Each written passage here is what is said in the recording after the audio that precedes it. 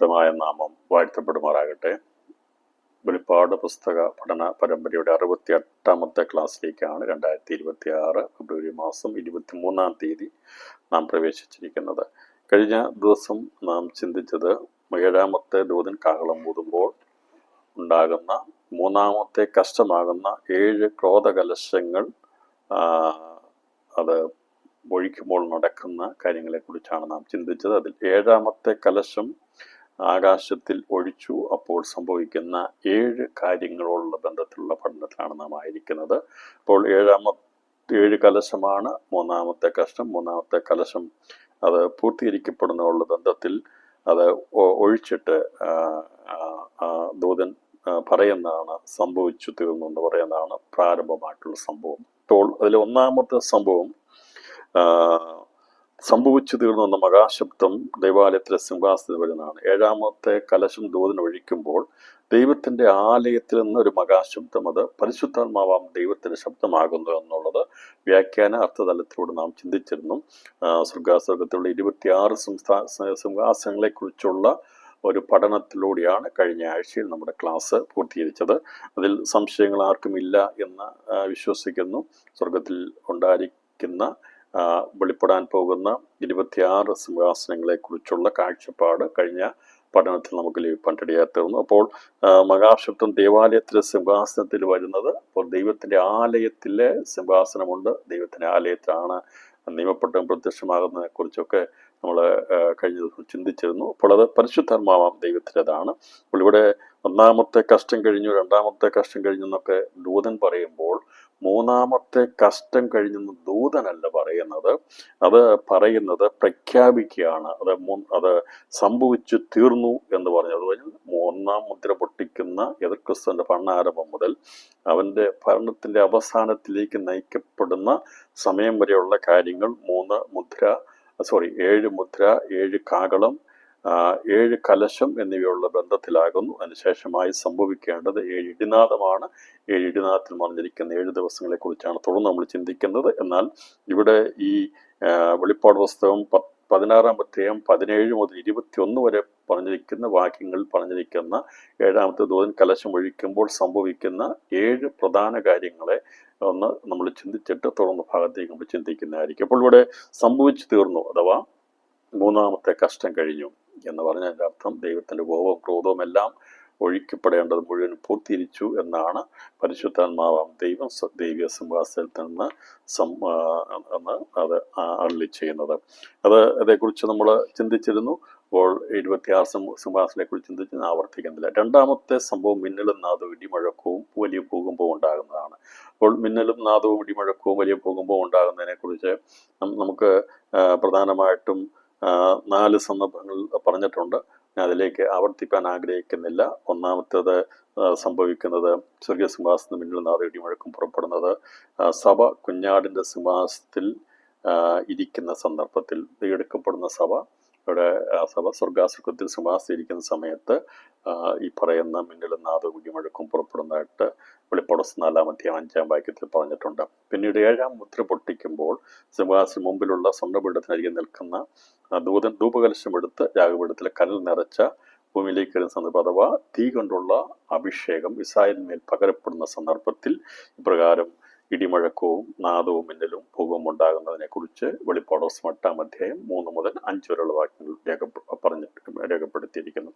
പിന്നീട് 7ാമത്തെ കാഹളം ഒരു പ്രധാനപ്പെട്ട സംഭവങ്ങൾ കഴിഞ്ഞു കഴിയുമ്പോഴാണ് ഇപ്രകാരം ഈ മിന്നലും നാദവും ഇടിമുഴക്കവും പുറപ്പെടുന്നത്. അപ്പോൾ സ്വർഗീയ സിംഹാസനത്തിൽ ആദ്യമായി മിന്നലും നാദവും ഇടിമുഴക്കവും പുറപ്പെടുന്നത് ഭൂമിയിൽ നിന്ന് എടുക്കപ്പെടാനുള്ള ആദ്യജാതന്മാർ സഭ അവിടെ എത്തിക്കഴിയുമ്പോൾ അത് സംഭവിച്ചു കഴിയുകയാണ്. ആ വലിയൊരു മർമ്മം, വലിയൊരു കാര്യം അത് പ്രവൃത്തി പദത്തിലേക്ക് എത്തിക്കഴിയുമ്പോൾ നടക്കുന്നതാണ് മിന്നലും നാദവും ഇടിമുഴക്കവും പുറപ്പെടുന്നത്. പ്രിയപ്പെട്ടവരെ, അപ്പോൾ അങ്ങനെയാണെങ്കിൽ സ്വർഗത്തിൽ കാത്തിരിക്കുന്ന മിന്നലും നാദവും ഇടിമുഴക്കവും അത് പുറപ്പെടാൻ വേണ്ടി കാത്തിരിക്കുന്നത്, സ്വർഗീയ സിംഹാസനത്തിൽ പുറപ്പെടാൻ കാത്തിരിക്കുന്നത് എന്തിനു വേണ്ടിയെന്നറിയാമോ?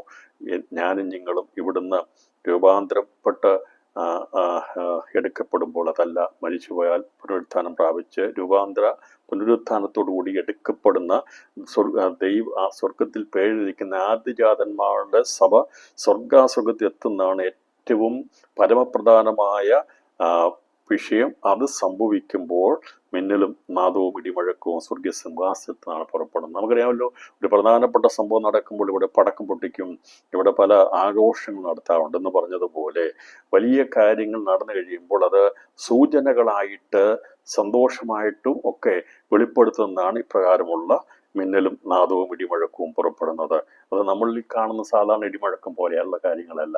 അപ്പോൾ കർത്താവായ യേശു ക്രിസ്തു ലോകാവസാന സംഭവത്തോടുള്ള ബന്ധത്തിൽ പറഞ്ഞിരിക്കുന്ന ഇടിമുഴക്കം, ക്ഷാമം, ഭൂകമ്പം ഇതൊന്നും ഇപ്പോൾ നടക്കുന്ന കാര്യങ്ങളല്ല എന്നുള്ളതിനെ കുറിച്ച് നാം നേരത്തെ തന്നെ ചിന്തിച്ചിരുന്നു. അത് നേരത്തെ പോലും സംഭവിച്ചുകൊണ്ടിരിക്കുന്ന കാര്യങ്ങളാണ്.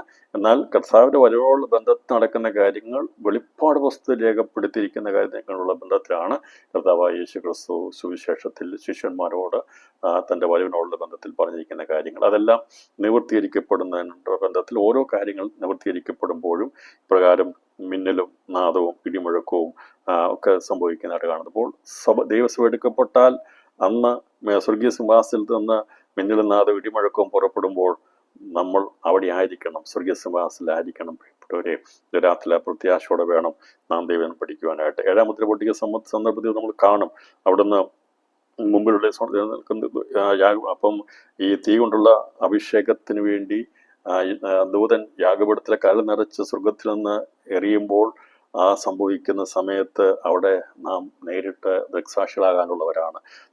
ഏഴാമത്തെ കാഹളം ഊതുന്ന സമയത്തുണ്ടാകുന്ന മിന്നലും നാദവും ഇടിമുഴക്കം പോകും വലിയ കൽമഴയും ഉണ്ടാകുന്ന സന്ദർഭത്തിലും നിയമപ്പെട്ടകം ദൈവാലയത്തിൽ പ്രത്യക്ഷപ്പെടുകയും ചെയ്യുന്ന സന്ദർഭത്തിലും നമ്മുടെ സാന്നിധ്യം അവിടെ ഉണ്ടായിരിക്കണം. ഏഴാമത്തെ കലശം ആകാശത്ത് ഒഴിക്കുന്ന സന്ദർഭത്തിൽ സ്വർഗത്തിലെ ദൈവത്തിന്റെ ആലയത്തിൽ സിംഹാസനത്തിൽ നിന്ന് സംഭവിച്ചു തീർന്നു എന്ന പ്രകാശത്തോടുണ്ടാകുന്ന മിന്നലും ഇതൊക്കെ നമ്മൾ ഇന്ന് വായിച്ച് മനസ്സിലാക്കി പഠിച്ചു വെക്കുമ്പോൾ ഇതിനെല്ലാം ദൃക്സാക്ഷികളായി തീരുവാൻ ക്രിസ്തുവിനോട് കൂടെ നമ്മൾ ചേർന്ന് കഴിഞ്ഞാൽ ഇതെല്ലാം നമ്മുടെ ജീവിതത്തിൽ അനുഭവമാകാൻ പോകുന്ന ഭാവികാല സംഭവങ്ങളാണ്. ഇത് വേറെ ആർക്കെങ്കിലും വേണ്ടി എഴുതിയിരിക്കുന്നതല്ല, ദൂതന്മാർക്ക് വേണ്ടി എഴുതിയിരിക്കുന്നതല്ല, മറ്റേതെങ്കിലും സൃഷ്ടികൾക്ക് വേണ്ടി എഴുതിയിട്ടുള്ളതല്ല. ഇത് മാനവരാശിയോടുള്ള ബന്ധത്തിൽ എഴുതിയിരിക്കുന്ന ഭാവികാല സംഭവങ്ങളാണ് ഇത് രേഖപ്പെടുത്തിയിരിക്കുന്നത്. ഇത് രേഖപ്പെടുത്തിയിരിക്കുന്ന നല്ല ആത്മീയ അനുഗ്രഹത്തിന്റെ കാര്യങ്ങളൊക്കെ അനുഭവിക്കുവാനും അതിൽ പങ്കാളികളായി തീരുവാനുള്ള മഹാഭാഗ്യം ലഭിച്ചവരാണ് ഇപ്പോൾ ഈ ക്ലാസ്സുകൾ കേട്ടുകൊണ്ടിരിക്കുന്നത്. അതുകൊണ്ട് ഇത് ഏതെങ്കിലും ഒരു കാര്യം നടക്കുമ്പോൾ നടന്നോട്ടെ, അത് എനിക്കിതിനകത്ത് എന്താണ് കാര്യം എന്ന് ചിന്തിക്കേണ്ട ആവശ്യമില്ല. അപ്പോൾ എന്തിനാ പഠിക്കുന്നത്? വരാൻ പോകുന്ന കാര്യങ്ങളെക്കുറിച്ചുള്ള കാര്യങ്ങൾ ഇന്നൊക്കെയാണ് സംഭവിക്കുന്നുള്ളത് ഇപ്പോൾ തന്നെ നമുക്കത് വെളിപ്പെടുത്തി തരുന്നു. നാം ഇതിനകത്ത് പങ്കാളികളായി തീരേണ്ടതാണ്. ഇപ്പോൾ മിന്നലും നാദവും ഇടിമുഴക്കവും വലിയ ഭൂകമ്പവും ഉണ്ടാകുന്നതാണ് ഏഴാമത്തെ കലശം ഒഴിക്കുമ്പോഴുള്ള രണ്ടാമത്തെ സംഭവം. മൂന്നാമത്തെ സംഭവമായിട്ട് പറഞ്ഞിരിക്കുന്ന മഹാനഗരമാകുന്ന ബാബിലോൺ മൂന്നംശമായി പിരിഞ്ഞു പോകുന്നതാണ്. മുരായക്കൻ്റെ മേൽ രാജ്യത്വമുള്ള മഹാനഗരമാണ് ബാബിലോൺ. 17-ാം അധ്യായം 18, 18-ാം അധ്യായം 21 വാക്യങ്ങളിൽ മഹാനഗരമായി ബാബിലോൺ അത് മൂന്നംശമായി പിരിഞ്ഞു പോകും. അന്ന് പ്രബലപ്പെട്ടു നിൽക്കുന്ന ബിസിനസ് കേന്ദ്രമായിരിക്കുന്ന മർമ്മം മഗ്ദിയം ബാബിലോൺ എന്ന ബിസിനസ് നഗരം അത് 3 ഭാഗങ്ങളായിട്ട് പിരിഞ്ഞു പോകുന്നത് അതിലുണ്ടാകാത്ത അത്ര വലിയ ഭൂകമ്പത്തിൽ പ്രത്യാഘാതമാണ് മൂന്നാം ശ്രമമായിട്ട് പിരിഞ്ഞു പോകുന്നത്. ആ സമയത്ത് ജാതികളുടെ പട്ടണങ്ങൾ വീണു പോവുകയുമാണ് ചെയ്യുന്നത്. നാലാമത് സംഭവിക്കുന്നത് ദൈവക്രോധത്തിന്റെ ക്രോധമത്യമുള്ള പാത്രം മഹാബാബിലോനിൽ കൊടുക്കേണ്ടതിന് അവളെ ദൈവസന്നിധിയിൽ ഓർക്കുന്നതാണ്. അപ്പോൾ ദൈവം ഓർക്കുന്നത്, ദൈവം നന്മ ചെയ്യാൻ വേണ്ടി ഓർക്കും, അതുപോലെ തന്നെ ദൈവം ശിക്ഷിക്കാൻ വേണ്ടിയും ദൈവം ഓർക്കുന്നതിനെ കുറിച്ച് ദൈവം രേഖപ്പെടുത്തിയിട്ടുണ്ട്. നമ്മൾ ദൈവത്തോട് കർത്താവിനെ ഓർക്കണമേ എന്ന് പറയുന്നത്, നാം ഓർക്കണമേ എന്ന് പറഞ്ഞ് ദൈവത്തെ ഓർപ്പിക്കുന്നത് നമ്മുടെ നന്മയ്ക്ക് വേണ്ടിയാണ്. കർത്താവേ എന്നെ മറന്നു കളയരുതേ, എന്നെ ഓർക്കണമേ എന്നൊക്കെ നമ്മൾ ദൈവത്തെ ഓർപ്പിക്കുകയാണ്. നമ്മൾ ഓർപ്പിക്കുന്നത് നമുക്കതിനുള്ള അവകാശമുള്ളത് കൊണ്ടാണ്, അതിനുള്ള ആ യോഗ്യത ഉള്ളത് കൊണ്ടാണ് നാം പറയുന്ന കർത്താവിനെ ഓർക്കണമെന്ന്. അല്ലെങ്കിൽ നമുക്കത് പറയാം, ദൈവത്തെ ഓർപ്പിക്കുന്നുണ്ടെങ്കിൽ അതിൻ്റെ അർത്ഥം നാം ദൈവത്തിൻ്റെ മക്കളാണ്, ദൈവമായിട്ട് ബന്ധമുള്ളവരാണ്. മനസ്സിലാക്കണം. ആലോചിച്ച് നോക്കുക, എന്നെ ഓർക്കണമേ എന്ന് പറയണമെങ്കിൽ സ്നേഹമുള്ളവരോടെ പറയാൻ പറ്റുള്ളൂ എന്നെ ഒന്ന് ഓർക്കണമേ എന്ന്. ശത്രുക്കളോടോ നമുക്ക് വൈരാഗ്യം നിൽക്കുന്നതോട് ഓർക്കാൻ പറയാൻ കഴിയത്തില്ല. അപ്പം നമ്മൾ ദൈവത്തോടെ എല്ലാ ദിവസവും ദൈവമേ എന്നെ ഓർക്കണമേ, നമ്മൾ സങ്കീർത്തനങ്ങളൊക്കെ വായിക്കുമ്പോൾ അതിനകത്തെല്ലാം കാണുന്ന എന്നെ മറന്നു കളയരുതേ, എന്നെ ഓർക്കണമേ, നീ എന്നെ ഓർത്തെന്നെ സന്ദർശിക്കണമേ, വിടിവിക്കണമേ എന്നൊക്കെ പറയുമ്പോൾ ദൈവമായിട്ടുള്ള ബന്ധത്തെയാണ് വെളിപ്പെടുത്തുന്നത്. എന്നാൽ ഇതൊന്നും പറയാതിരിക്കുന്ന, ഓർക്കാതിരിക്കുന്നോ ഉള്ള ദൈവത്തെ മറന്നു കളയുന്നവരെ ദൈവം ഓർക്കും. ദൈവത്തെ സ്നേഹിക്കുന്നവരെ ദൈവം ഓർക്കാൻ വേണ്ടി നമ്മൾ ഓർപ്പിക്കും. ദൈവത്തെ മറന്നു കളഞ്ഞ് ജീവിക്കുന്ന ഒരിക്കലും ഈ പറയത്തില്ലല്ലോ എന്നെ ഓർക്കണമെന്ന്. ദൈവമെന്ന യഥാർത്ഥമായ സത്യ ദൈവത്തിന്റെ പേര് പോലും എടുക്കാത്തവർക്ക് ദൈവത്തെ ഓർപ്പിക്കാൻ കഴിയത്തില്ല. എന്നാൽ നാം ദൈവത്തെ ഓർപ്പിക്കുന്നവരാണ്. അങ്ങനെ ഓർപ്പിക്കുന്ന ഒരു സ്വഭാവം ഇന്ന് രാത്രിയിലുണ്ടെങ്കിൽ അത് നമ്മൾ ദൈവമായിട്ടുള്ള ബന്ധത്തിലാണ് എന്നതിൻ്റെ തെളിവാണ് നമ്മുടെ പ്രാർത്ഥന. നമ്മൾ എങ്ങനെയാണ് തെളിവുണ്ടാകുന്നത്? നമ്മുടെ ആത്മാവ് നമ്മോട് തന്നെ സാക്ഷ്യം പറയുന്നല്ലോ നാം ദൈവമക്കളാണെന്നുള്ളത്. അപ്പം എങ്ങനെയാ സാക്ഷ്യം പറഞ്ഞ് എന്താണ് എൻ്റെ തെളിവ്? എന്താണ്? നമ്മൾ ദൈവകർത്താവിനെ ഓർക്കണം, നീ എന്നോട് കരുണ കാണിക്കണം, നീ എന്നോട് മനസ്സറിയണം. അതിൻ്റെ അർത്ഥം ദൈവത്തോട് പ്രാർത്ഥിക്കുന്നവർക്ക് ദൈവത്തിൻ്റെ മക്കളാണെന്നുള്ള സാക്ഷ്യമാണ് നമ്മുടെ ഉള്ളിൽ നിന്ന് ഉരുവായി നമ്മൾ ഉരുവിടുന്നത്. അതിനെയാണ് പ്രാർത്ഥനകൾ, യാചനകൾ, ഓർമ്മിപ്പിക്കൽ എന്ന് പറയുന്നത്. അപ്പം നമ്മൾ ദൈവത്തെ ഓർപ്പിക്കുന്നു. എന്നാൽ മർമ്മം പകുതിയാൻ ബാബിലോണോ ദുഷ്ടന്മാരോ ഒന്നും ദൈവമേ ഓർക്കണമെന്ന് പറയത്തില്ല. പക്ഷെ എന്നാൽ അവർ ചെയ്ത നിഷ്ഠൂര പ്രവൃത്തികളെ, അവർ ചെയ്തുകൊണ്ടിരിക്കുന്ന അധർമ്മങ്ങളെ, അവർ ചെയ്തുകൊണ്ടിരിക്കുന്ന മ്ലേച്ഛ പ്രവൃത്തികളെ ദൈവം മറന്നു കളയത്തില്ല, ദൈവം ഓർക്കുക തന്നെ ചെയ്യുമെന്നാണ് ഇവിടെ രേഖപ്പെടുത്തിയപ്പോൾ ദൈവകോപത്തിന്റെ ക്രോധമത്യമുള്ള പാത്രം മഹാബാബിലോണ് കൊടുക്കേണ്ടതിന് അവളെ ദൈവസേനയിൽ ഓർത്തു. അപ്പോൾ ദൈവസേനയിൽ ഓർക്കുന്നതെല്ലാം നന്മയാണെന്ന് വിചാരിക്കരുത്. ഇവരൊരിക്കലും ഓർപ്പിക്കുന്നവരുമല്ല. എന്നാൽ നമ്മൾ ദൈവത്തെ ഓർപ്പിക്കുന്നവരാ. നമുക്ക് വേണ്ടി ദൈവം അനുഗ്രഹത്തിന്റെ പാത്രമാണ് നൽകുന്നത്. ഇന്ന് രാത്രിയിലും ദൈവം നമുക്ക് നൽകുന്ന അനുഗ്രഹ പാത്രമാണ്. ദൈവത്തെ ഓർപ്പിക്കുന്നവരാ കർത്താവിന്റെ മേശയിൽ പങ്കാളികളാത്തിരുന്നത്. ദൈവത്തിന്റെ മരണത്തെ ഓർക്കുന്നവർ, അവന്റെ മരണത്തെ പ്രസ്താവിക്കുന്നവരാണ് ദൈവത്തിന്റെ മേശയുടെ അനുഗ്രഹ പാത്രങ്ങളായിത്തീരുന്നെങ്കിൽ ദൈവത്തിന്റെ ക്രോധമുള്ള പാത്രം അത് കൊടുക്കേണ്ട സമയത്ത് ദൈവം കൊടുക്കാൻ വേണ്ടി ദൈവം ഓർക്കും. അവർ ഓർപ്പിച്ചിട്ടല്ല, പക്ഷെ ദൈവം അതിൻ്റെ സമയത്തോർക്കും. നമുക്കറിയാമല്ലോ, രക്തസാക്ഷിയുടെ ആത്മാക്കൾ അവിടെ കിടന്ന് നിലവിളിച്ച് ദൈവത്തോട് പറയുന്ന ഒരു സന്ദർഭം വരാൻ പോവുകയാണ്. ദൈവമേ, നീ ഓർക്കിയില്ലേ? അവരെ ശിക്ഷിക്കത്തില്ല, അവർക്ക് പ്രതികാരം കൊടുക്കത്തില്ലേ എന്ന് ചോദിക്കുമ്പോൾ അതിന് സമയമാകട്ടെന്ന് പറഞ്ഞുകൊണ്ട് ദൈവം അവരോട് പറയുന്നു. അവർക്ക് വെള്ളനിലയെങ്കിൽ കൊടുത്ത് അവരെ സ്വസ്ഥമാക്കി ഇരിക്കാൻ വേണ്ടി പറയുന്നു. ദൈവം ഒരിക്കലും നേരത്തെ കാര്യങ്ങളൊന്നും ചെയ്യത്തില്ല. അവൻ കുറിച്ചു വെച്ചിരിക്കുന്ന സമയത്ത് അവൻ ചെയ്യേണ്ട കാര്യങ്ങൾ ചെയ്യും. ഇന്ന് രാത്രിയിലും ദൈവത്തിന്റെ സമയത്തിന്റെ ഒരു സെക്കൻഡ് പോലും മുമ്പോട്ടോ പുറകോട്ടോ പോകത്തില്ല. അത് നടക്കേണ്ട സമയത്ത് നടക്കുക തന്നെ ചെയ്യും. അതുകൊണ്ട് നമ്മെ ഓർത്ത് അനുഗ്രഹിക്കേണ്ട സമയം ദൈവം സ്വർഗത്തിൽ കുറിച്ചു വെച്ചിട്ടുണ്ട്. അതിൻ്റെ സമയത്ത് ദൈവം അത് നമ്മുടെ ജീവിതത്തിൽ നമ്മൾക്കത് അനുഗ്രഹമായി നൽകുമെന്ന് രാത്രി ദൈവാത്മാവിൽ ഓർപ്പിക്കുക. എന്നാൽ മറുഭാഗത്ത് ദൈവം കുറിച്ചു വെച്ചിരിക്കുന്ന ക്രോധത്തിന്റെ പ്രാർത്ഥം, ക്രോധമധ്യമുള്ള ദൈവത്തിന്റെ കോപം അല്ലെങ്കിൽ ദൈവത്തിന്റെ ശിക്ഷ നടപ്പാക്കാൻ വേണ്ടി ദൈവം കരുതി വെച്ചിരിക്കുന്ന ദിവസങ്ങളും സമയമുണ്ട്. അതിന്റെ സമയത്ത് നിവൃത്തിയിരിക്കപ്പെടുമെന്നുള്ളതാണ്. ദൈവകോപത്തിന്റെ ക്രോധമധ്യമുള്ള പാത്രം മഹാബാബിലോന് കൊടുക്കേണ്ടതിന് അവളെ ദൈവസേനയിൽ ഓർക്കുന്നതെന്ന് രേഖപ്പെടുത്തി. നമ്മൾ വിചാരിക്കരുത് ദൈവം ഓർത്തു കഴിഞ്ഞാൽ സ്ഥിതി മാറുമെന്നല്ലോ എന്നാ പറഞ്ഞത്. ദൈവോർത്ത സ്ഥിതി മാറും. ഇവിടെ അനുഗ്രഹത്തിന്റെ സ്ഥിതി മാറും. അതുപോലെ തന്നെ അന്ന് അഹങ്കരിച്ച് നിൽക്കുന്ന ആ അഹങ്കാരത്തിന്റെ ശക്തികൾ താളടിയായിത്തീരും. അതാണ് ദൈവം സന്ദർശിക്കുന്നത്. അപ്പോൾ ദൈവത്തെ സ്നേഹിക്കുന്നവർക്ക് വേണ്ടി ദൈവം ഓർത്ത് ചെയ്യുന്നത് നന്മയും ഉയർച്ചയും അനുഗ്രഹങ്ങളുമാണെങ്കിൽ, എന്നാൽ ദൈവത്തെ വെറുത്ത് നിൽക്കുന്ന, ദൈവത്തോട് അഹങ്കരിക്കുന്നവർക്ക് വരാൻ പോകുന്നത് വിനാശകരമാണ്, വലിയ ആപത്താണെന്നുള്ളതും ദൈവം നമുക്ക് വ്യക്തത നൽകുകയാണ്. അപ്പോൾ അതാണ് നാലാമത്തെ ദൈവകോപത്തിന്റെ ക്രോധമധ്യമുള്ള പാത്രം മഹാഭാവിന് കൊടുക്കേണ്ടത് അവളെ ദൈവസ്ഥനിൽ ഓർക്കുന്നതാണ്. അഞ്ചാമത്തെ സംഭവമായിട്ട് ഈ പറയുന്ന ഭാഗത്ത് രേഖപ്പെടുത്തിയിരിക്കുന്നത് സകല ദൈവം ഓടിപ്പോകുന്നതും മലകൾ കാണാനില്ലാതാകുന്നതുമാകുന്നു. അപ്പൊ ഞാനിത് വായിച്ചത് വെളിപ്പാട് പുസ്തകം 16-ാം അധ്യായം 17-21 വരെയുള്ള വാക്യങ്ങളുടെ വ്യാഖ്യാനമാണ് ഇവിടെ പറഞ്ഞു പോകുന്നത്. ഏഴാമത്തെ തന്റെ കലശം ആകാശത്ത് ഒഴിച്ചു. അപ്പോൾ സംഭവിച്ചു ഒരു മഹാശബ്ദം ദേവാലയത്തിൽ സിംഹാസനത്തിൽ വന്നു. മിന്നലും നാദവും ഇടിമുഴക്കും വലിയ ഭൂകമ്പം ഉണ്ടായി. ഭൂമിയിൽ മനുഷ്യനുണ്ടായത് മുതൽ അതുപോലെ അത്ര വലിയൊരു ഭൂകമ്പം ഉണ്ടായില്ല. മഹാനഗരം 3 അംശമായി പിരിഞ്ഞു. ജാതികളുടെ പട്ടണങ്ങൾ വീണുപോയി. ദൈവത്തിന് ക്രോധമധ്യമുള്ള പാത്രം മഹാഭാവിന് കൊടുക്കേണ്ടതിന് അവളെ ദൈവസേനയിൽ ഓർത്തു. സകല ദീപം ഓടിപ്പോയി. മലകൾ കാണാനില്ലാതായി. താലന്തോളം ഖനമുള്ള കല്ലായി വലിയ കൽമഴ ആകാശത്ത് നിന്ന് മനുഷ്യരുടെ മേൽ പെയ്തു. കൽമഴയുടെ ഭാഗത്തും ബാധ ഏറ്റവും വലുതാകൊണ്ട് മനുഷ്യർ ആ ബാധ നിമിത്തം ദൈവത്തെ ദൂഷിച്ചു. ഇപ്പോൾ ഇവിടെ പറഞ്ഞിരിക്കുന്ന വെളിപ്പാട് ദിവസം 16 അധ്യായം 17, 21 വരെയുള്ള വാക്യങ്ങൾ പറഞ്ഞിരിക്കുന്ന കാര്യങ്ങളെ 7 കാര്യങ്ങളാണെന്നുള്ളതിൻ്റെ വ്യാഖ്യാനമാണ് നമ്മൾ ചിന്തിച്ചുകൊണ്ടിരിക്കുന്നത്. ഒന്ന്, സംഭവിച്ചു തീർന്നോട് പറയുന്നത്. 2, മിന്നലും നാദവും ഇടിമുഴക്കും വലിയ ഭൂകമ്പമുണ്ടാകുന്നത്. 3, മഹാനഗരം എന്ന ബാബിലോൻ 3 അംശമായി പിരിഞ്ഞു പോകുന്നത്. 4, ദൈവകോപത്തിന്റെ ക്രോധമധ്യമുള്ള പാത്രം മഹാബാബിലോന് കൊടുക്കേണ്ടതിന് അവളെ ദൈവത്തിൽ ഓർക്കുന്നത്. 5, സകല ദ്വീപും ഓടിപ്പോകുന്നതും മലകൾ കാണാനില്ലാതാകുന്നു. 6-ാമത്തെ മുദ്ര കുഞ്ഞാടാം ദൈവം പൊട്ടിക്കുമ്പോൾ എല്ലാ മലയും ദ്വീപും സ്വസ്ഥാനത്തുനിന്ന് ഇളകിപ്പോകുന്നതിനെ കുറിച്ച് രേഖപ്പെടുത്തി. 6-ാം അധ്യായം 14-ാം വാക്യം വായിച്ചാൽ ഞാൻ പറഞ്ഞല്ലോ, ഇപ്പോൾ സംഭവിച്ചു കഴിഞ്ഞ മുദ്ര, കാകളം, കലശം ഇതെല്ലാം ബന്ധപ്പെട്ടാണ് കിടക്കുന്നത്.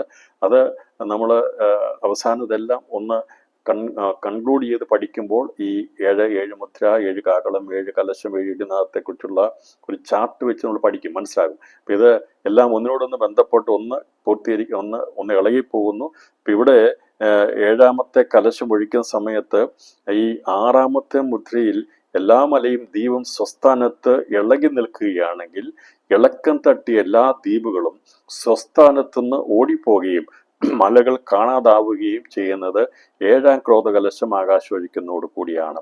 ഇവിടെ പ്രത്യേകം ശ്രദ്ധിക്കേണ്ട ചില കാര്യങ്ങൾ. ദൈവവചനം വായിക്കുമ്പോൾ ശ്രദ്ധയോടെ വായിക്കണം. അതിനകത്ത് ഒരു വാക്ക് പോലും കൂട്ടാൻ പാടില്ല, കുറയ്ക്കാനും പാടില്ല. സകല ദ്വീപുകളുമാണ് ഓടിപ്പോകുന്നത്. സകല ദ്വീപുകൾ ഓടിപ്പോകുന്നു പറഞ്ഞാൽ ഇപ്പം നമ്മൾ കാണുന്ന ആൻഡമാൻ, നമ്മുടെ ചുറ്റുപാടും ലക്ഷദ്വീപ്, മറ്റുള്ള ദ്വീപുകളൊക്കെ ഉണ്ട്, കരപ്രദേശമുണ്ട്, ദ്വീപുകളുണ്ട്. ഇന്നത് കാണുന്നു. നമുക്കറിയാം, പല ദ്വീപുകൾക്ക് വേണ്ടി രാജ്യങ്ങൾ യുദ്ധത്തിന് സന്നാഹമായിക്കൊണ്ടിരിക്കുന്നുണ്ട്. ഞാനിത് ദ്വീപുകൾ ഇളകുന്നതിനെ കുറിച്ച് പറഞ്ഞപ്പോൾ മനസ്സിലാക്കി പഠിച്ചിരുന്നു, നമ്മൾ ചിന്തിച്ചിരുന്നു. അവരുടെ അടുത്ത് കിടക്കുന്ന ദ്വീപുകളൊക്കെ അവിടെ അധീനതയില്ല. അപ്പം അതിനെ ഇനിയും കൂടുതലുള്ള സ്ഥലങ്ങളെയൊക്കെ ദ്വീപുകളെ കൂടി അവിടെ കീഴിലാക്കുന്നത്, യുദ്ധം വരികയാണെങ്കിൽ ഇതൊക്കെ അവർക്ക് സൈനിക താവളങ്ങളാക്കി മാറ്റാം. ആ ഒരു ആഗ്രഹത്തോടെയാണ് പല ദ്വീപുകളിലും പല രാജ്യങ്ങളും വൻപൻ രാഷ്ട്രങ്ങളൊക്കെ ദൃഷ്ടിവെക്കുന്നത്. ചിലതിനെ പൈസ കൊടുത്ത് വാങ്ങിക്കും, അല്ലെങ്കിൽ ചിലതിനെ അവർ സ്വാധീനത ഉപയോഗിച്ച് മാറ്റും, കീഴ്പ്പെടുത്തും. പക്ഷേ ഇതൊക്കെ നടക്കുമ്പോൾ ദൈവത്തെ രേഖപ്പെടുത്തൊക്കെ തൽക്കാലത്തേക്കേ ഉള്ളൂ. ഇതെല്ലാം എല്ലാ ദ്വീപുകളും ഓടിപ്പോകും. ദ്വീപവാസികളായിട്ടുള്ളവർ അറിയത്തില്ല. പക്ഷെ ഒരു ദിവസം ഇത് സംഭവിക്കും. ദൈവത്തിൻ്റെ അരുളപ്പാടാകുന്ന വചനത്തിനനുസരിച്ച് 7-ാമത്തെ ദൂതൻ കലശം ആകാശത്തിൽ ഒഴിക്കുന്ന സമയത്ത് 6-ാമത്തെ മുദ്ര പൊട്ടിച്ചപ്പോൾ ഇളകി നിന്ന സകല ദ്വീപുകളും അതുപോലെ അതിൻ്റെതായിട്ടുള്ള ആ സമയത്ത് ദൂരേക്ക് അത് മാറിപ്പോകും. കാരണം എന്താണെന്ന് ചോദിച്ചാൽ, ഈ ദ്വീപുകൾ അവിടെ നിന്നാൽ, അവിടെ തന്നെ നിന്ന് കഴിഞ്ഞാൽ മലകൾ മറിഞ്ഞ് സമുദ്രത്തിൽ വീഴുന്ന ഒരു സമയം വരും, നിരപ്പാകുന്ന സമയമാണ്. ആ സമയത്ത് ഇതെല്ലാം നഷ്ടപ്പെട്ടു പോകാതിരിക്കാൻ, നശിച്ചു പോകാതിരിക്കാൻ വേണ്ടിയാണ് ദൂരേക്ക് അവരെ കൊണ്ടുപോയി ദൈവം അവരെ സുരക്ഷിതമാക്കുന്നത്. ഇന്ന് രാത്രി പ്രത്യേകം ശ്രദ്ധിക്കണമേ. സിയോൻ പർവ്വതങ്ങൾ കുലുങ്ങി സമുദ്രമധ്യ വീണാലും ഞാൻ ഭയപ്പെടുകയില്ല എന്ന് പറഞ്ഞിരിക്കുന്നത് വെറുതെ എഴുതല്ല. സമുദ്രങ്ങൾ, പർവ്വതങ്ങൾ കുലുങ്ങി സമുദ്രങ്ങളിൽ വീഴും പ്രിയപ്പെട്ടവരെ. ഇതൊക്കെ സംഭവിക്കും. അപ്പോൾ ഇളകി നിൽക്കുന്ന ദ്വീപുകൾ അതിൻ്റെ സുരക്ഷിതത്തിന് വേണ്ടി ദൈവം ദൂരേക്ക് അയക്കും എന്ന് പറഞ്ഞാൽ, ഇപ്പോൾ കാണുന്ന ഇന്ത്യൻ മഹാസമുദ്രത്തിൽ കാണുന്ന ദ്വീപുകൾ, മറ്റുള്ള സമുദ്രങ്ങളിലൊക്കെ കാണുന്ന എല്ലാ ദ്വീപുകളും സുരക്ഷിതമായി അവിടെയുള്ള ജനതയോട് കൂടെ ദൈവം ദൂരത്തേക്ക് അകറ്റി മാറ്റും. ഈ 7-ാമത്തെ കലശം ഒഴിക്കുന്ന സമയത്ത് നമുക്കറിയാം, വലിയൊരു അഗ്നിപർവ്വത സ്ഫോടനമൊക്കെ ഈ സമുദ്രത്തിൽ ഉണ്ടായിക്കഴിഞ്ഞാൽ പല ദ്വീപുകളും കാണാതാകുന്നു, അല്ലെങ്കിൽ മാറിപ്പോകുന്നതിനെ കുറിച്ചൊക്കെ നമുക്കറിയാം. അത് ദൈവത്തിന്റെ കൽപ്പനയാൽ ഇളകി നിൽക്കുന്ന ദ്വീപുകളെല്ലാം ഓടിപ്പോകും. നമ്മുടെ ചുറ്റും കിടക്കുന്ന ശ്രീലങ്ക, അതുപോലുള്ള മറ്റുള്ള ഒറ്റപ്പെട്ട് കിടക്കുന്ന എല്ലാ ദ്വീപുകളും, ആൻഡമാൻ നിക്കോബാർ ദ്വീപുകൾ, മറ്റുള്ള എല്ലാ ദ്വീപുകളും ഇന്ന് രാത്രി ഞാൻ പ്രവചനാത്മാവിൽ പറയുക, ഇതെല്ലാം ദൂരേക്ക് ഓടി മാറാനുള്ളതാണ്. അത് ഞാൻ നശിപ്പിച്ച് കളയാനല്ല, അവരെ സുരക്ഷിതമാക്കുക. കാരണം എന്താണെന്ന് പറഞ്ഞു കഴിഞ്ഞാൽ, അപ്പോൾ അതേക്കുറിച്ച് അത് യെശയ്യാവിന്റെ 66:19 പറഞ്ഞിട്ടുണ്ട്, എൻ്റെ കീർത്തി കേൾക്കുകയും എൻ്റെ മഹത്വം കാണുകയും ചെയ്തിട്ടില്ലാത്ത ദ്വീപുകളിലേക്കും അയക്കും, അവൻ്റെ മഹത്വത്തെ ജാതികളിൽ പ്രസ്താവിക്കും. ഇങ്ങനെ ദൂരെ പോകുന്നവർ ഇതൊന്നും കാണത്തില്ല, പക്ഷേ അവരെ കാണത്തക്കവണ്ണം അവരെ ഇടയിൽ പ്രസ്താവിക്കുന്ന പറയുന്നത്. പക്ഷെ അവിടെ ഉള്ളവരെയും കർത്താവിൻ്റെ ഈ ദൈവത്തിൻ്റെ മഹത്വം വെളിപ്പെടുന്ന സമയത്ത് അവർ വരത്തില്ലെങ്കിലും എല്ലാവരെയും ദൈവത്തിൻ്റെ സിംഹാസനം മുമ്പിൽ കൂട്ടിച്ചേർക്കുന്ന ഒരു ദിവസം കൂടി വരുന്നുമുണ്ട്. അപ്പോൾ ഇവിടെ ഈ കർത്താവിൻ്റെ രണ്ടാമത്തെ വരവിന് മുമ്പ് ഇതെല്ലാം ദൂരേക്ക് മാറിപ്പോകും. അവർ ഈ കാണുന്ന ഇവിടെ നടക്കാൻ പോകുന്ന കരയിൽ നടക്കുന്ന സംഭവങ്ങളൊന്നും കാണത്തില്ല. പക്ഷേ അതവരെ അറിയിക്കത്തക്കവണ്ണം അവിടേക്കും ദൈവം അവരെ മഹത്വം കാണിച്ചിട്ട് ദൂരവിളി അയക്കും. അവർ എൻ്റെ മഹത്വത്തെ ഇടയിൽ പ്രസ്താവിക്കുന്ന പറയുന്നത് അവരെ അയക്കും. അപ്പോൾ അതിനുള്ള സമയവും വരുന്നുണ്ട്. അപ്പോൾ ദൈവത്തിൻ്റെ ഈ ഈ പറയുന്ന കർത്താവിൻ്റെ രണ്ടാമത്തെ വരവിന് മുമ്പായിട്ട് ദ്വീപുകൾ ദൂരേക്ക് അകന്നു മാറും. അതിന് ശേഷമായിട്ടുള്ള സംഭവങ്ങൾ നടക്കുന്നതിനെ കുറിച്ചാണ് ഇവിടെ രേഖപ്പെടുത്തിയത്. അപ്പോൾ ജാതിയുടെ പട്ടണങ്ങൾ വീണു പോകുമ്പോൾ ജാതിയുടെ ദ്വീപുകൾ അവരറിയാതെ വിധത്തിലേക്ക് ആർക്കും കാണുവാൻ കഴിയാത്ത വിധം ഓടിപ്പോവുകയാണ് ചെയ്യുന്നത്. അഗ്നി എന്ന് പറഞ്ഞാൽ അതിൻ്റെ അർത്ഥം അവിടെ പോയാൽ രക്ഷപ്പെട്ടെന്നല്ല എൻ്റെ അർത്ഥം. എല്ലാറ്റിനെയും സകല മനുഷ്യരെയും ദൈവം അവിടെ കൊണ്ടുവരികയും ചെയ്യും. അപ്പോൾ വിചാരിക്കുന്നത് അങ്ങനെയാണെങ്കിൽ ദ്വീപ് പോയി താമസിച്ചേക്കാം, ഇതൊന്നും കാണണ്ടല്ലോ, അത് വരുന്ന സമയത്ത് ദൂരെ അങ്ങ് പൊയ്ക്കോളുമല്ലോ, അങ്ങനെയാണെങ്കിൽ പിന്നെ ഹർമോദ യുദ്ധം കാണണ്ട, ആ സമയത്ത് വിഷയമൊന്നും കാണണ്ട. പക്ഷേ അവിടെ പോകുന്നതിനെ എല്ലാത്തിനെയും ദൈവത്തിന് മുമ്പാകെ കൊണ്ടുവരികയും ചെയ്യും. അത് ദൈവത്തിൻ്റെ പ്രവൃത്തി ദൈവം ചെയ്തെടുക്കും. അപ്പോൾ ഈ ദ്വീപുകളെല്ലാം ദൂരേക്ക് ഓടിപ്പോകും എന്നുള്ളത് പ്രവചനാത്മാവിൽ രേഖപ്പെടുത്തിയിരിക്കുന്ന കാര്യമാണ്. അപ്പോൾ മലകൾ കാണുവാനില്ലാതെയാകുന്നത്, ഇവിടെ സകല മലകളും കാണാതില്ലാതായെന്ന് പറഞ്ഞിട്ടില്ല. എന്നാൽ എല്ലാ മലയും ദൈവം സ്വസ്ഥാനത്ത് നിന്ന് ഇളകിപ്പോകുന്നുണ്ട്. അവിടെ പറഞ്ഞിരിക്കുന്ന എല്ലാ മലയും ദ്വീപും സ്വസ്ഥാനത്തുനിന്ന് ഇളകുന്നുണ്ട് 6ാമത്തെ മുദ്രയിൽ. എന്നാൽ അതിനെ ഈ 7ാമത്തെ കലശം ഒഴിക്കുമ്പോൾ എല്ലാ സകല ദ്വീപുകളും ഓടിപ്പോകുന്നുണ്ടെങ്കിലും എല്ലാ മലയും എന്ത് ചെയ്യുന്നില്ല, ഇളകിപ്പോകുന്നില്ല, എല്ലാ മലയും കാണുവാനില്ലാതാകുന്നില്ല. അങ്ങനെ 6ാം മുദ്രയിൽ എല്ലാ മലകളും സ്വസ്ഥാനത്ത് ഇളകുന്നുവെങ്കിലും 7ാം ക്രോധകലശത്തിൽ സകല മലകളും കാണാതാവുന്നില്ല. ഇളകിപ്പോകുന്ന സകല മലകളിൽ നിന്ന് മലകൾ കാണാതാവുന്നില്ലെന്നേ ഉള്ളൂ. എന്ന് പറഞ്ഞാൽ എല്ലാ മലകളും കാണാതില്ലാതാകുന്നില്ല. അത് എല്ലാ സകല മലകളും എന്ന് ഇവിടെ പ്രസ്താവിച്ചിട്ടില്ല. അങ്ങനെ വ്യാഖ്യാനിച്ചാൽ ഒരു വാക്കിൽ ഇതേ ഉള്ളൂ. പക്ഷേ ആ വാക്കിൽ സകലം എന്നുള്ളത് എല്ലാ മലകൾക്കും ഇളക്കം തട്ടും. പക്ഷേ സകല മലകളും അവിടെ എന്ത് ചെയ്യുന്നില്ല, കാണാനില്ലാതാകുന്നില്ല. അങ്ങനെയാണെങ്കിൽ, അങ്ങനെ നാം വ്യാഖ്യാനിച്ചാൽ സഖ്യാപ്രവചനം 14-ാം അധ്യായം 4-ാം വാക്യത്തിൽ പറഞ്ഞിരിക്കുന്നത് പിന്നീട് എവിടെയാണെന്നുള്ള സംശയം വരും. ഇവിടെ പറഞ്ഞിരിക്കുന്നത് അന്നാളിൽ അവൻ്റെ കാൽ ഒലിവ് മലയിൽ നിൽക്കുമെന്നാണ് പറയുന്നത്. അപ്പോൾ ഒലിവ് മല ഉൾപ്പെടെയുള്ള എല്ലാ മലകളും അപ്രത്യക്ഷമായി കഴിഞ്ഞാൽ പിന്നീട് ഈ സഖ്യാപ്രവചനത്തിൽ പറയുന്നത് പ്രവചനം നിവൃത്തിയാകാൻ വേണ്ടി കർത്താവിയുടെ കാൽപാദം വയ്ക്കും.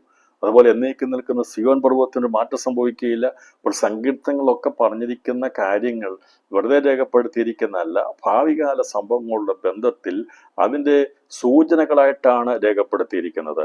സങ്കീർത്തനം പലർക്കും നിസ്സാരമായിട്ടാണ് തോന്നുന്നത്. പക്ഷേ സങ്കീർത്തനം വായിക്കുമ്പോൾ എളുപ്പമാണെങ്കിലും അത് രേഖപ്പെടുത്തിയിരിക്കുന്ന മർമ്മങ്ങൾ വളരെ വലുതാകട്ടോ. അപ്പോൾ ഇവിടെ എന്നേക്കും നിൽക്കുന്ന സിയോൻ പർവ്വതം എന്ന് പറഞ്ഞാൽ അതിൻ്റെ അർത്ഥം അത് ഒരിക്കലും ഇല്ലാതാകുന്നില്ല. ഇവിടെ ഒലിവുമല, അവിടെ കർത്താവിൻ്റെ വരവെങ്കിൽ 2ാം വരവെങ്കിൽ ഉണ്ടായിരിക്കും. പക്ഷെ അത് കിഴക്ക് പടിഞ്ഞാറായിട്ട് 2ആയിട്ട് പിരിഞ്ഞു പോകുമെന്ന് വെളിപ്പാട് പുസ്തകം, അതായത് സഖ്യാവിൻ്റെ പ്രവചനത്തിൽ ഉള്ള കാര്യങ്ങൾ പറഞ്ഞ് അവൻ്റെ കാൽ അവിടെ വയ്ക്കുമ്പോൾ ഇത് കിഴക്ക് പടിഞ്ഞാറായിട്ട് പിരിഞ്ഞു പോകണം. അതേക്കുറിച്ച് കർത്താവ് തന്നെ പറഞ്ഞിട്ടുണ്ട്. സഖ്യാ പ്രവചനത്തിൽ പ്രവചനമുണ്ട്. അപ്പോൾ ഈ മലകൾ അതുകൊണ്ടാണ് പറയുന്നത്, വചനം വ്യാഖ്യാനിക്കുമ്പോൾ നമ്മുടെ ഇഷ്ടത്തിനൊരു വാക്ക് ചേർക്കുകയോ നമ്മുടെ ഇഷ്ടത്തിനൊരു വാക്ക് കുറയ്ക്കുകയോ ചെയ്യാൻ പാടില്ല. അത് വചനം വായിക്കുമ്പോൾ ശ്രദ്ധയോടെ വായിക്കണം, വളരെ ശ്രദ്ധയോടെ വായിക്കണം, വളരെ ശ്രദ്ധയോടെ വിവർത്തനം ചെയ്യണം, വളരെ ശ്രദ്ധയോടെ വേണം ദൈവവചനം കൈകാര്യം ചെയ്യാൻ വേണ്ടി. പക്ഷേ സകലം എന്നുള്ള ഒറ്റ വാക്ക് ചേർത്ത് കഴിഞ്ഞാൽ പിന്നീട് അതിൻ്റെ ചോദ്യങ്ങൾക്ക് മുമ്പിൽ ഉത്തരമില്ല. അതുകൊണ്ട് ദൈവവചനത്തിൻ്റെ നിസ്തുലതയാണ്, ദൈവവചനത്തിന് മാറ്റമില്ലാത്ത ഓർത്തുകൊണ്ട് ദൈവത്തിന് സ്തോത്രം ചെയ്ത്. മനുഷ്യൻ എഴുതിയതാണെങ്കിൽ അതിനൊക്കെ തെറ്റുപറ്റും. എന്നാൽ പരിശുദ്ധാത്മാവിൻ്റെ പൂർണ്ണ നിയന്ത്രണത്തിൽ ആത്മവിശുദ്ധിയിലായിരിക്കുന്ന യോഹന്നാൻ രേഖപ്പെടുത്തുമ്പോൾ ഒരു അക്ഷരത്തിനോ പള്ളിക്കോ പുള്ളിക്കോ മാറ്റമില്ലാതെ, അക്ഷരത്തെറ്റൊക്കെ നമ്മുടെ ലിപികളിലൊക്കെ കാണും. മലയാളം പുസ്തകം അതും ചില അക്ഷരത്തെറ്റുകളൊക്കെ ഉണ്ട്. പുള്ളിപ്പുലിക്ക് പകരം വള്ളിപ്പുലി എന്നൊക്കെ രേഖപ്പെടുത്തിയിരിക്കുന്നത് അത് കാണും. അപ്പം അങ്ങനെ അക്ഷരത്തെറ്റ് അല്ലെങ്കിൽ അതൊന്നും എടുത്തു പിടിച്ചുകൊണ്ട് വരരുത്. ഞാൻ പറഞ്ഞല്ലോ, അങ്ങനെ അക്ഷരത്തെറ്റിലെ വിഷയമല്ല, സംഭവങ്ങളെക്കുറിച്ച് എഴുതിയിരിക്കുന്ന വിഷയങ്ങളിൽ മാറ്റമുണ്ടാകത്തില്ല. ഇപ്പം മലയാളം ബൈബിൾ വായിച്ചു കഴിഞ്ഞാൽ ഞാൻ എടുത്ത ഭാഗത്ത് കണ്ടു അത് പുള്ളിപ്പുലി എന്നെഴുതിക്കുന്നത് വള്ളിപ്പുലി എന്നെഴുതിയിരിക്കുന്നത്. അപ്പം അത് തെറ്റല്ലേ? അത് മനുഷ്യമാകെ പറ്റിയ തെറ്റല്ല. ട്രാൻസ്ലേഷൻ ചെയ്തിട്ട് പ്രിന്റിങ്ങിൽ വന്ന മിസ്റ്റേക്കുകളാണ് വരുന്നത്. അങ്ങനത്തെ മിസ്റ്റേക്ക് കാണും. പക്ഷേ ഈ സകലം എന്ന് പറഞ്ഞ വാക്കുകളും അത് അങ്ങനെയുള്ള മൂല അർത്ഥങ്ങൾക്ക് മാറ്റം വരത്തില്ല എന്ന് പ്രത്യേകം ശ്രദ്ധിക്കണം. അതാണ് ഇവിടെ പറഞ്ഞിരിക്കുന്ന അർത്ഥം. നമ്മളൊക്കെ ട്രാൻസ്ലേഷൻ ചെയ്യുമ്പോൾ, നമ്മൾ പ്രസംഗിക്കുമ്പോൾ, നമ്മൾ വായിക്കുമ്പോഴൊക്കെ തെറ്റുണ്ടാകാറുണ്ട്. എന്നാൽ പരിശുദ്ധാത്മാവ് 7 പ്രാവശ്യം ഒലിയിൽ ഉരുക്കി ശോധന ചെയ്ത് രേഖപ്പെടുത്തിയിരിക്കുന്ന ദൈവത്തിനകത്ത് ഒരിക്കലും തെറ്റ് സംഭവിക്കത്തില്ല. അതുകൊണ്ടാണ് ഇവിടെ ഇന്ന് ഞാൻ പറഞ്ഞത് സകല മലകളും കാണാതായി എന്ന് രേഖപ്പെടുത്തിയില്ല. എന്നാൽ എല്ലാ മലകളും അതിന് ഇളക്കം തട്ടുന്നുണ്ട്, അതിൻ്റെ അടിസ്ഥാനങ്ങൾ കുലുങ്ങുന്നുണ്ട്. എന്നാൽ ഇല്ലാതാകുന്നതിൽ എല്ലാ മലകളും ഉൾപ്പെടുന്നില്ല. അതിന് തെളിവാണ് ഒലിവുമല അവിടെ കാണും. അതുപോലെ തന്നെ സിയോൻ, എന്നേക്കും നിൽക്കുന്ന സിയോൻ പർവ്വതം എന്ന് പറഞ്ഞതിൻ്റെ അർത്ഥം മനസ്സിലായല്ലോ. എന്നേക്കും നിൽക്കുന്ന സിയോൻ പർവ്വതം, ദൈവത്തിൻ്റെ ആലയം, ദൈവത്തിൻ്റെ യെരൂശലേമാകുന്ന ആ നിൽക്കുന്ന ദൈവത്തിൻ്റെ ആലയം പണിയപ്പെട്ടിരിക്കുന്ന ആ സിയോൻ പർവ്വതം എന്നേക്കും നിൽക്കുന്നത്. അതിനെ ഇടിച്ചു നിരത്താൻ ഒരു ബുൾഡോസറിനും കഴിയത്തില്ല. ഇവിടെയുള്ള ആരുടെയും ഒരു ന്യൂക്ലിയർ ബോംബിനോ മറ്റെന്തെങ്കിലുമോ കൊണ്ട് ദൈവം പറഞ്ഞിരിക്കുന്ന സിയോൻ പർവ്വതത്തെ ഇല്ലാതാക്കാൻ കഴിയത്തില്ല. ദൈവം പറഞ്ഞിരിക്കുന്ന ഒലിവുമലയും ഇവിടെയുള്ള രാഷ്ട്രത്തിന് വീഴുന്നാൽ നമ്മൾ കാണട്ടെ എന്ന് വിചാരിച്ചുകൊണ്ട്, എന്നാൽ കടമ വരുന്നതിന് മുമ്പായി ചില വിചാരിക്കുക യേശു വരുമെന്ന് പറഞ്ഞിട്ടുണ്ടെങ്കിൽ അത് സാധിക്കത്തില്ല, ഞങ്ങൾ ഒലിവുമല നശിപ്പിച്ച് കളയും അതിന് മുമ്പെന്ന് പറഞ്ഞുകൊണ്ട് അതിനെ നശിപ്പിക്കാൻ ശ്രമിച്ചാൽ, ഇന്ന് രാഷ്ട്രം അതിനുവേണ്ടി തുനിഞ്ഞാൽ, അങ്ങനെ തുനിഞ്ഞാൽ പ്രിയപ്പെട്ടവരെ അത് സംഭവിക്കത്തില്ല, നടക്കത്തില്ല. കാരണം ദൈവം പറഞ്ഞിരിക്കുന്ന കാര്യങ്ങളെ അതിനെ ഇല്ലാതാക്കാൻ വേണ്ടി ഏത് ക്രിസ്തുവും സാത്താനും കള്ളപ്രവാചനും കൂടി ശ്രമിച്ചാൽ പോലും ദൈവവചനത്തുന്ന ഒറ്റ എണ്ണത്തിന് പോലും മാറ്റം വരുന്ന കർത്താവ്, ആകാശം ഭൂമിയും ഒഴിഞ്ഞു പോയാലും എൻ്റെ വായിൽ നിന്ന് വരുന്ന വചനങ്ങൾക്ക് മാറ്റമുണ്ടാകുകയില്ല. അപ്പോൾ നാം വായിക്കുന്ന, കേൾക്കുന്ന, ചിന്തിക്കുന്ന ദൈവവചനത്തിൻ്റെ ആ നിസ്തുലത, മാറ്റമില്ലായ്മ, അതിൻ്റെ സ്ഥിരതയെക്കുറിച്ച് ഓർത്ത് വേണം നാം ദൈവവചനം വായിക്കുകയും പഠിക്കുകയും ദൈവത്തിന് സ്തോത്രം ചെയ്യുകയും ചെയ്യേണ്ടത്. 6ാമത് പറഞ്ഞിരിക്കുന്നത് വലിയ കൽമഴ പെയ്യുന്നതാണ്. ഇവിടെ 1-ാമത്തെ ദൂതൻ കാഹളം ഊതുന്ന സമയത്ത് കൽമഴയും തീയെയും കുറിച്ചുള്ള പഠനം നമ്മൾ മനസ്സിലാക്കിയിട്ടപ്പോൾ ആ സമയത്ത് കൽമഴയും തീയും 8-ാം അധ്യായം 7-ാം വാക്യത്തിൽ പറഞ്ഞിരിക്കുന്ന 1-ാമത്തെ ദൂതൻ കാഹളം ഊതുന്ന സമയത്ത് കൽമഴയും തീയും, രക്തം കലർന്ന കൽമഴയും തീയും ഭൂമിയിൽ വന്നു. ഭൂമിയിൽ 1/3 അത് ഭൂമിയിലൊന്ന് വെന്തുപോയെന്നാണ് പറഞ്ഞിരിക്കുന്നത്. വൃക്ഷങ്ങളിൽ 1/3 എല്ലാ പച്ചപ്പുല്ലും വെന്തുപോയെന്നതിനെ കുറിച്ച് അവിടെ രേഖപ്പെടുത്തിയിട്ടുണ്ട്. പക്ഷെ എന്നാൽ അതേക്കുറിച്ച് നമുക്കറിയാം, കൽമഴ പെയ്യുന്ന വിവിധ സന്ദർഭങ്ങളെ കുറിച്ച് ഇതിനു മുമ്പും രേഖപ്പെടുത്തിയിട്ടുണ്ട്. എന്നാൽ ഈ വെളിപ്പാട് നിന്ന് തീ കലർന്ന കൽമഴ പെയ്യുന്നതിനെ കുറിച്ച് പറഞ്ഞിട്ടുണ്ട്. എന്നാൽ ഈ 7ാമത്തെ കലശം ഒഴിക്കുമ്പോൾ ഉണ്ടാകുന്നത് വലിയ വലിയ കൽമഴ പെയ്യുന്നതിനെ കുറിച്ച് രേഖപ്പെടുന്ന, ആകാശത്ത് നിന്ന് പെയ്യുന്ന കൽമഴയെ കുറിച്ച് പറഞ്ഞിരിക്കുന്ന ഓരോ കല്ലിൻ്റെയും ഭാരം 1 താലന്ത് തൂക്കമുള്ളതാണ്. എന്ന് പറഞ്ഞാൽ അന്ന് കൽമഴ, നമ്മൾ വിചാരിക്കും ഇതിന് മുകളിൽ കല്ലുണ്ടോ എന്നുള്ളത്, അല്ലേ? കല്ലുണ്ടെന്നുള്ളത് ഇപ്പം തെളിഞ്ഞു. നമ്മൾ ഒരു 50 വർഷം 60 വർഷം മുമ്പൊക്കെ വായിക്കുകയാണെങ്കിൽ ആകാശം ഇത് കല്ലുണ്ടോ, ആരെങ്കിലും പറഞ്ഞ കല്ലുകളൊക്കെ താഴോട്ട് വരുന്നതായിരിക്കും വിചാരിച്ചത്. അങ്ങനെയല്ല. നമുക്കറിയാം, ഗ്രഹങ്ങളിലൊക്കെ പോയി ചന്ദ്രനിലൊക്കെ പോയി കല്ല് കൊണ്ടുവന്നിട്ടില്ലേ? അങ്ങനെ ദൈവം പോരും പടയുമുള്ള ദിവസത്തേക്ക് ദൈവം സംഭരിച്ചു വെച്ചിരിക്കുന്ന കൽമഴകൾക്കുള്ള കൂമ്പാരങ്ങളുണ്ട്. ദൈവം അതിനെ സംഭരണ കേന്ദ്രങ്ങൾ വെച്ചിട്ടുണ്ട്. ഇതെല്ലാം തുറക്കപ്പെടും. നമുക്ക് പുരാതന ലോകത്തിന്റെ അവസാനത്തെങ്കിൽ ദൈവം വിധാനം തുറന്ന് വെള്ളത്തെയാണ് ഭൂമിയിലേക്ക് ഒഴുക്കി അവരെ ശിക്ഷിച്ചതെങ്കിൽ, വെള്ളം കൊണ്ടാണെങ്കിൽ ഇനിയും മനുഷ്യനെ ദൈവം ശിക്ഷിക്കാൻ വേണ്ടി വെച്ചിരിക്കുന്നത് വെള്ളം കൊണ്ടല്ല. കർത്താവ് വെള്ളം കൊണ്ട് നശിപ്പിക്കത്തില്ലെന്ന് പറഞ്ഞു. പക്ഷേ ഇവിടെ മോളി വെച്ചിരിക്കുന്ന മഴയുടെ ഭണ്ഡാരങ്ങളുണ്ടെന്നുള്ളതാണ് യോഹന്നാന്റെ പുസ്തകത്തിൽ പറഞ്ഞിരിക്കുന്നത്. അപ്പോൾ ഇതിന്റെ തെളിവിന് വേണ്ടിയാണ് ഇവിടുന്നൊക്കെ ദൈവശാസ്ത്രജ്ഞന്മാരെയൊക്കെ കരങ്ങൾ ഉപയോഗിച്ചുകൊണ്ട് ഇതിന്റെ ഉപഗ്രഹങ്ങളിലും മറ്റുള്ള പേടകങ്ങളൊക്കെ പോയി അവിടുന്ന് കല്ലൊക്കെ കണ്ടെത്തി അതിനെ ഇവിടെ കൊണ്ടുവന്ന് കാഴ്ച ബംഗ്ലാവിലൊക്കെ വെക്കുമ്പോൾ വളരെ സന്തോഷം, ഭയങ്കര സന്തോഷമായത് ഞാൻ കണ്ടിട്ടില്ല. നമുക്കറിയാം, അവിടുന്ന് കൊണ്ടുവന്നിരിക്കുന്ന കല്ലുകളൊക്കെ പല മ്യൂസിയങ്ങളിലൊക്കെ പ്രദർശിപ്പിച്ചിട്ടുണ്ട്. പക്ഷെ പ്രദർശിപ്പിച്ചു, കുഴപ്പമൊന്നുമില്ല. ഇത് കാണിച്ചിരിക്കുന്നത് ഇന്ന് പ്രദർശന വസ്തുവായിട്ട് കാണുന്ന നല്ലതാ, പക്ഷേ വരാൻ പോകുന്ന വലിയൊരു വിപത്തിന്റെ സൂചനയാണെന്ന് കൂടി മനസ്സിലാക്കിക്കൊള്ളണം. ദൈവം അനുവദിച്ചു കൊടുക്കുക ഇതെല്ലാം ഉണ്ടെന്നുള്ളത്. മുകളിൽ കല്ലുകളുണ്ട്. കൽമഴ പെയ്യാൻ വേണ്ടി ദൈവം വെച്ചിരിക്കുന്ന ദൈവത്തിന് സംഭാര കേന്ദ്രങ്ങളുണ്ട്. അപ്പോൾ അവിടുന്ന് ദൈവം അതിനെ റിലീസ് ചെയ്യുന്ന ഒരു ദിവസം വരാൻ പോകുന്നു. അന്ന് കൽമഴയുടെ ഭണ്ഡാരം ദൈവം തുറക്കും. അന്ന് പെയ്യുന്ന കൽമഴയുടെ അളവിനെ കുറിച്ച് പറഞ്ഞിരിക്കുന്ന 1 താലന്ത് തൂക്കമുള്ളതായിരിക്കും ഒരു കല്ല് ഭൂമിയിലേക്ക് വരുന്നുള്ളതാണ്. നമ്മൾ വിചാരിക്കും ആലിപ്പഴം വീഴുന്ന പോലെ അല്ല. ഇവിടെ ഹെയിൽ സ്റ്റോം വരുമ്പോൾ പല കാറുകൾക്കും കേടുപറ്റുന്നതിനെ കുറിച്ച് അറിയാം. കഴിഞ്ഞ വർഷം ആണെന്ന് തോന്നുന്നു, അതിൻ്റെ മുമ്പത്തെ വർഷമോ UAE പല പ്രദേശങ്ങളിലും ഇങ്ങനെയുള്ള വലിയ മഴ പെയ്തു.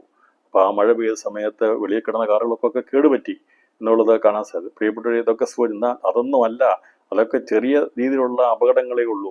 എന്നാൽ വരാൻ പോകുന്നത് ഒരു താലന്ത് തൂക്കമുള്ളത്, അതേക്കുറിച്ച് ബ്രിട്ടീഷ് കണക്കനുസരിച്ചുള്ള ഒരു കണക്കൻ്റെ രീതിയിൽ നമുക്ക് ചിന്തിച്ചാൽ, ബ്രിട്ടീഷ് അളവ് തൂക്ക കണക്കനുസരിച്ച് ഒരു താലന്ത് എന്ന് പറഞ്ഞാൽ 100 പൗണ്ടാണ്. 100 പൗണ്ടാണ് അതിൻ്റെ തൂക്കം. അങ്ങനെ ഒരു പൗണ്ട് ഏകദേശം 450 ഗ്രാം ആകുന്നു. ഒരു പൗണ്ട് എന്ന് പറഞ്ഞാൽ 450 ഗ്രാം. അപ്പോൾ ഒരു താലന്ത് എന്ന് പറയുമ്പോൾ 100 ഏകദേശം 45 കിലോഗ്രാം ഭാരമുള്ള കല്ലുകളാണ് ഭൂമിയിലേക്ക് താഴേക്ക് വീഴുന്നത്. അപ്പം അതിന് മുകളിൽ കർഷണമൊക്കെ സംഭവിച്ച് അതിൻ്റെ കല്ലുകളിലെല്ലാം അതിൻ്റെ ഭാരമൊക്കെ കുറയും. മുകളിൽ നിന്ന് വരുന്ന വലിയ വെയിറ്റുള്ളതായിരിക്കും. ഭൂമിയിലെ ആ സ്ഥിതികൾക്കെല്ലാം മാറ്റം വരും. ആകാശത്തിൽ അഴിഞ്ഞിരിക്കുന്നതുകൊണ്ട് ഈ പറയുന്ന കർഷണത്തിൻ്റെ വ്യവസ്ഥകൾക്കൊക്കെ മാറ്റം വരും. ഇന്ന് ഉള്ളതുപോലെയല്ല. കാരണം ഭൂമിയിലേക്ക് വരുന്നതിന് മുമ്പായിട്ടെല്ലാം കത്തി അഴിയപ്പെടുകയാണ് ചെയ്യുന്നത്. പക്ഷെ എന്നാൽ ഈ കർത്താവ് അയക്കുന്ന കൽമഴകൾക്ക് ഒന്നും കത്തിപ്പോകത്തില്ല. ഇവിടെ വന്ന് വീഴേണ്ടത് ഇവിടെ വീഴും. അങ്ങനെ വീഴുമ്പോൾ അതിന് 45 കിലോഗ്രാം തൂക്കമുള്ളതായിരിക്കും മനുഷ്യരുടെ തലമേൽ ആകാശത്ത് നിന്ന് വീഴുന്നത്. അത്ര വലിയ കല്ലുകൾ ഓരോന്നായിട്ട് വീണ് കഴിഞ്ഞാൽ ഉള്ള സ്ഥിതി എന്തായിരിക്കും എന്നത് കൂടി ഇന്ന് രാത്രിയിലൊന്ന് ചിന്തിച്ച് വയ്ക്കുന്ന നന്നായിരിക്കും. ഇപ്പോൾ നമ്മുടെ തലയുടെ മുകളിൽ ഇതെല്ലാം സൂക്ഷിച്ച് വെച്ചിട്ടുണ്ട് കേട്ടോ. അനുഗ്രഹവുമുണ്ട്, ദൈവം നാശത്തിന് വേണ്ടി കാര്യങ്ങളെയും വെച്ചിട്ടുണ്ട്. അപ്പോൾ ഇന്ന് ഇതൊന്നും മനസ്സിലാകാതെയാ മനുഷ്യൻ മുമ്പോട്ട് പോകുന്നത്. പക്ഷെ ഒരു ദിവസം വരും, ഈ കലശം ഒഴിച്ചു കഴിയുമ്പോൾ സംഭവിക്കാൻ പോകുന്നത് വലിയ കൽമഴ. ഇതൊക്കെ സംഭവിക്കുന്നതിന് മുമ്പായി രക്ഷപ്പെട്ടുകൊള്ളാനാ ദൈവം പറയുന്ന മനുഷ്യവംശത്തോട്. ഇന്ന് രാത്രി ദൈവാത്മാ പറയുക, ഇത് വെറുതെ രേഖപ്പെടുത്തിയിരിക്കുന്നതല്ല, ഇത് സംഭവിക്കും. മിസ്രൈമിൽ അന്ന് ഇസ്രായേലിനോടുള്ള ബന്ധത്തിൽ അവിടെ കൽമഴ പെയ്തപ്പോൾ അത് സംഭവിച്ചതാണെങ്കിൽ, ഈ പറയുന്ന കർത്താവ് തൻ്റെ രാജ്യം ഇവിടെ സ്ഥാപിക്കുന്നതിന് മുമ്പായി കൽമഴയുടെ ഭണ്ഡാരം ദൈവം തുറക്കും. പോരും പടയുമുള്ള ദിവസത്തേക്ക് വേണ്ടി ദൈവം സൂക്ഷിച്ചു വെച്ചിട്ടുണ്ട്. മനുഷ്യ ശ്രദ്ധിച്ചു കൊള്ളുക. തലയ്ക്ക് മീതെ ഈ പറയുന്നതെല്ലാം ഒരുക്കി വെച്ചിട്ടുണ്ട്. അത് വീഴാൻ അധികം സമയം ഇനിയില്ല. അതുകൊണ്ട് മാനസാന്തരപ്പെട്ട് കർത്താവ് പറഞ്ഞിരിക്കുന്ന വചനങ്ങൾ വിശ്വസിക്കണമെന്നും അതിൻ്റെ തെളിവുകളായിട്ടാണ് അവിടുന്നും ഇവിടുന്നൊക്കെ ചൊവ്വയെന്നും ചന്ദ്രനിൽ നിന്നുമൊക്കെ കൊണ്ടുവരുന്ന കല്ലുകൾ തെളിവാണ്. അങ്ങനെ ചൊവ്വയിലും അവിടെ ഇവിടെയൊക്കെ കല്ലുകളുണ്ടെങ്കിൽ ദൈവം കാണാത്ത വിധത്തിൽ സംഭരിച്ചു വെച്ചിരിക്കുന്ന, ഇവിടുത്തെ ഒരു പേടകത്തിനും ചെന്നെത്താൻ കഴിയാത്ത സ്ഥലത്ത് ദൈവം സംഭരിച്ചു വെച്ചിരിക്കുന്ന ദൈവത്തിൻ്റെ കൽമഴയുടെ ഭണ്ഡാരങ്ങൾ ഉണ്ട്. അത് നമുക്കറിയത്തില്ല, അതവിടെ ഉണ്ടെന്നുള്ളത് വ്യക്തമാണ്. അത് വന്നു കഴിയുമ്പോൾ ഉണ്ടാകുന്നത് വലിയ വലിയ നാശമായിരിക്കും. 45 കിലോഗ്രാം വെയിറ്റുള്ള കല്ലൊക്കെ ആകാശത്ത് നിന്ന് താഴോട്ട് വീണ് കഴിഞ്ഞാൽ ചിന്തിച്ചെടുക്കാൻ പോലും കഴിയത്തില്ല. പ്രിയപ്പെട്ടവരെ, ഇങ്ങനെയുള്ള സംഭവിക്കും എന്നുള്ളത് നമ്മൾ വിചാരിക്കുന്നത് നടക്കുന്ന കാര്യമല്ല. ഇതൊക്കെ നമ്മൾ എന്തിനാണ് ഇതൊക്കെ ചിന്തിക്കുന്നത്? ഇതൊക്കെ സംഭവിക്കാൻ പോകുന്നതാണോ ചിന്തിക്കുമ്പോൾ ഇന്ന് രാത്രി പറയട്ടെ, ഇതൊക്കെ സംഭവിക്കും. ദൈവത്തിൽ പറയുന്ന ഒരു കാര്യം പോലും സംഭവിക്കാതെ പോകത്തില്ല. ഞാൻ പറഞ്ഞത് ഇത് ഏതെങ്കിലും സിനിമയുടെ കഥകളല്ല. വെളിപ്പാട് പുസ്തകം രേഖപ്പെടുത്തിയിരിക്കുന്ന ഭാവികാല സംഭവങ്ങളുള്ള ബന്ധത്തിൽ പറഞ്ഞിരിക്കുന്ന സംഭവിക്കാനുള്ള കാര്യങ്ങളെക്കുറിച്ചാണ് പറഞ്ഞിരിക്കുന്നത്. അത് സംഭവിക്കുന്ന ഒരു ദിവസം ഉണ്ടായിരിക്കും, നിശ്ചയമാണ് എന്നുള്ളത് യാതൊരു സംശയവുമില്ല. 7ാമത്തെ കാര്യത്തിലേക്ക് നമ്മൾ പോകുമ്പോൾ, 7ാമത്തെ കാര്യമായി പറഞ്ഞിരിക്കുന്നത് മനുഷ്യർ ദൈവത്തെ ദുഷിക്കുന്നതാണ്. ഇതെല്ലാം സംഭവിക്കുമ്പോഴും പൈശാചിക വഞ്ചന നിമിത്തം മനുഷ്യരുടെ ഹൃദയം വച്ചത്തെ അവർക്കറിയാം കുറച്ച് കഴിയുമ്പോൾ ഇതെല്ലാം മാറുമെന്ന്. അന്ന് ഗുഹകളിലൊക്കെ പോയി രക്ഷപ്പെടും. നമുക്കറിയാം ബങ്കറുകൾ ഉണ്ടാക്കാമെന്ന്. ബങ്കറുകൾ സൃഷ്ടിക്കപ്പെടും.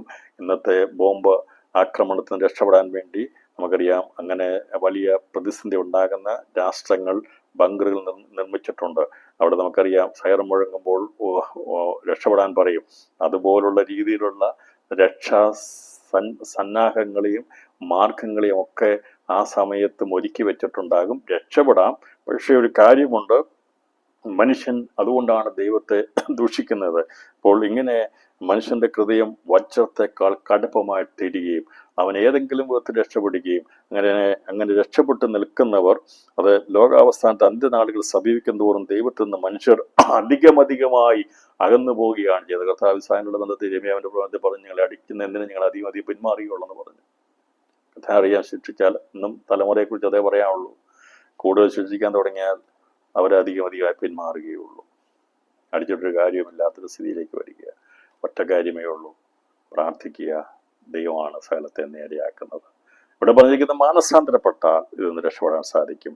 ഇപ്പോൾ ഈ അന്ന് ഉണ്ടാകുന്ന ഓരോ കഷ്ടതകൾ വരുമ്പോഴും മനുഷ്യൻ മാനസാന്തരപ്പെടുകയല്ല, അവൻ്റെ മനസ്സ് കഠിനപ്പെട്ട് അതിനെ അവൻ ഓവർകം ചെയ്യാനുള്ള പദ്ധതികൾ ആലോചിച്ച് ദൈവത്തിനെതിരെ ദുഷിക്കുന്നതിനെ കുറിച്ചാണ് രേഖപ്പെടുത്തിയിരിക്കുന്നത്. 5ഉം 6ഉം കാഹളങ്ങളിൽ ഊതിയപ്പോഴുണ്ടായ 2 വലിയ കഷ്ടതയിൽ നിന്ന് രക്ഷപ്പെട്ടവരാണ് ഈ പറയുന്ന 3ാമത്തെ കഷ്ടതയിലും അന്ന് ജീവിക്കുന്നത്. അന്നും അവരും അതിൽ കടന്നു പോകുമ്പോൾ ഇവരാരും മാനസാന്തരപ്പെടുന്നില്ല. അതുകൊണ്ട് കുറെ ശിക്ഷിച്ചു കഴിഞ്ഞാൽ മനുഷ്യൻ രക്ഷിക്കപ്പെടത്തില്ല.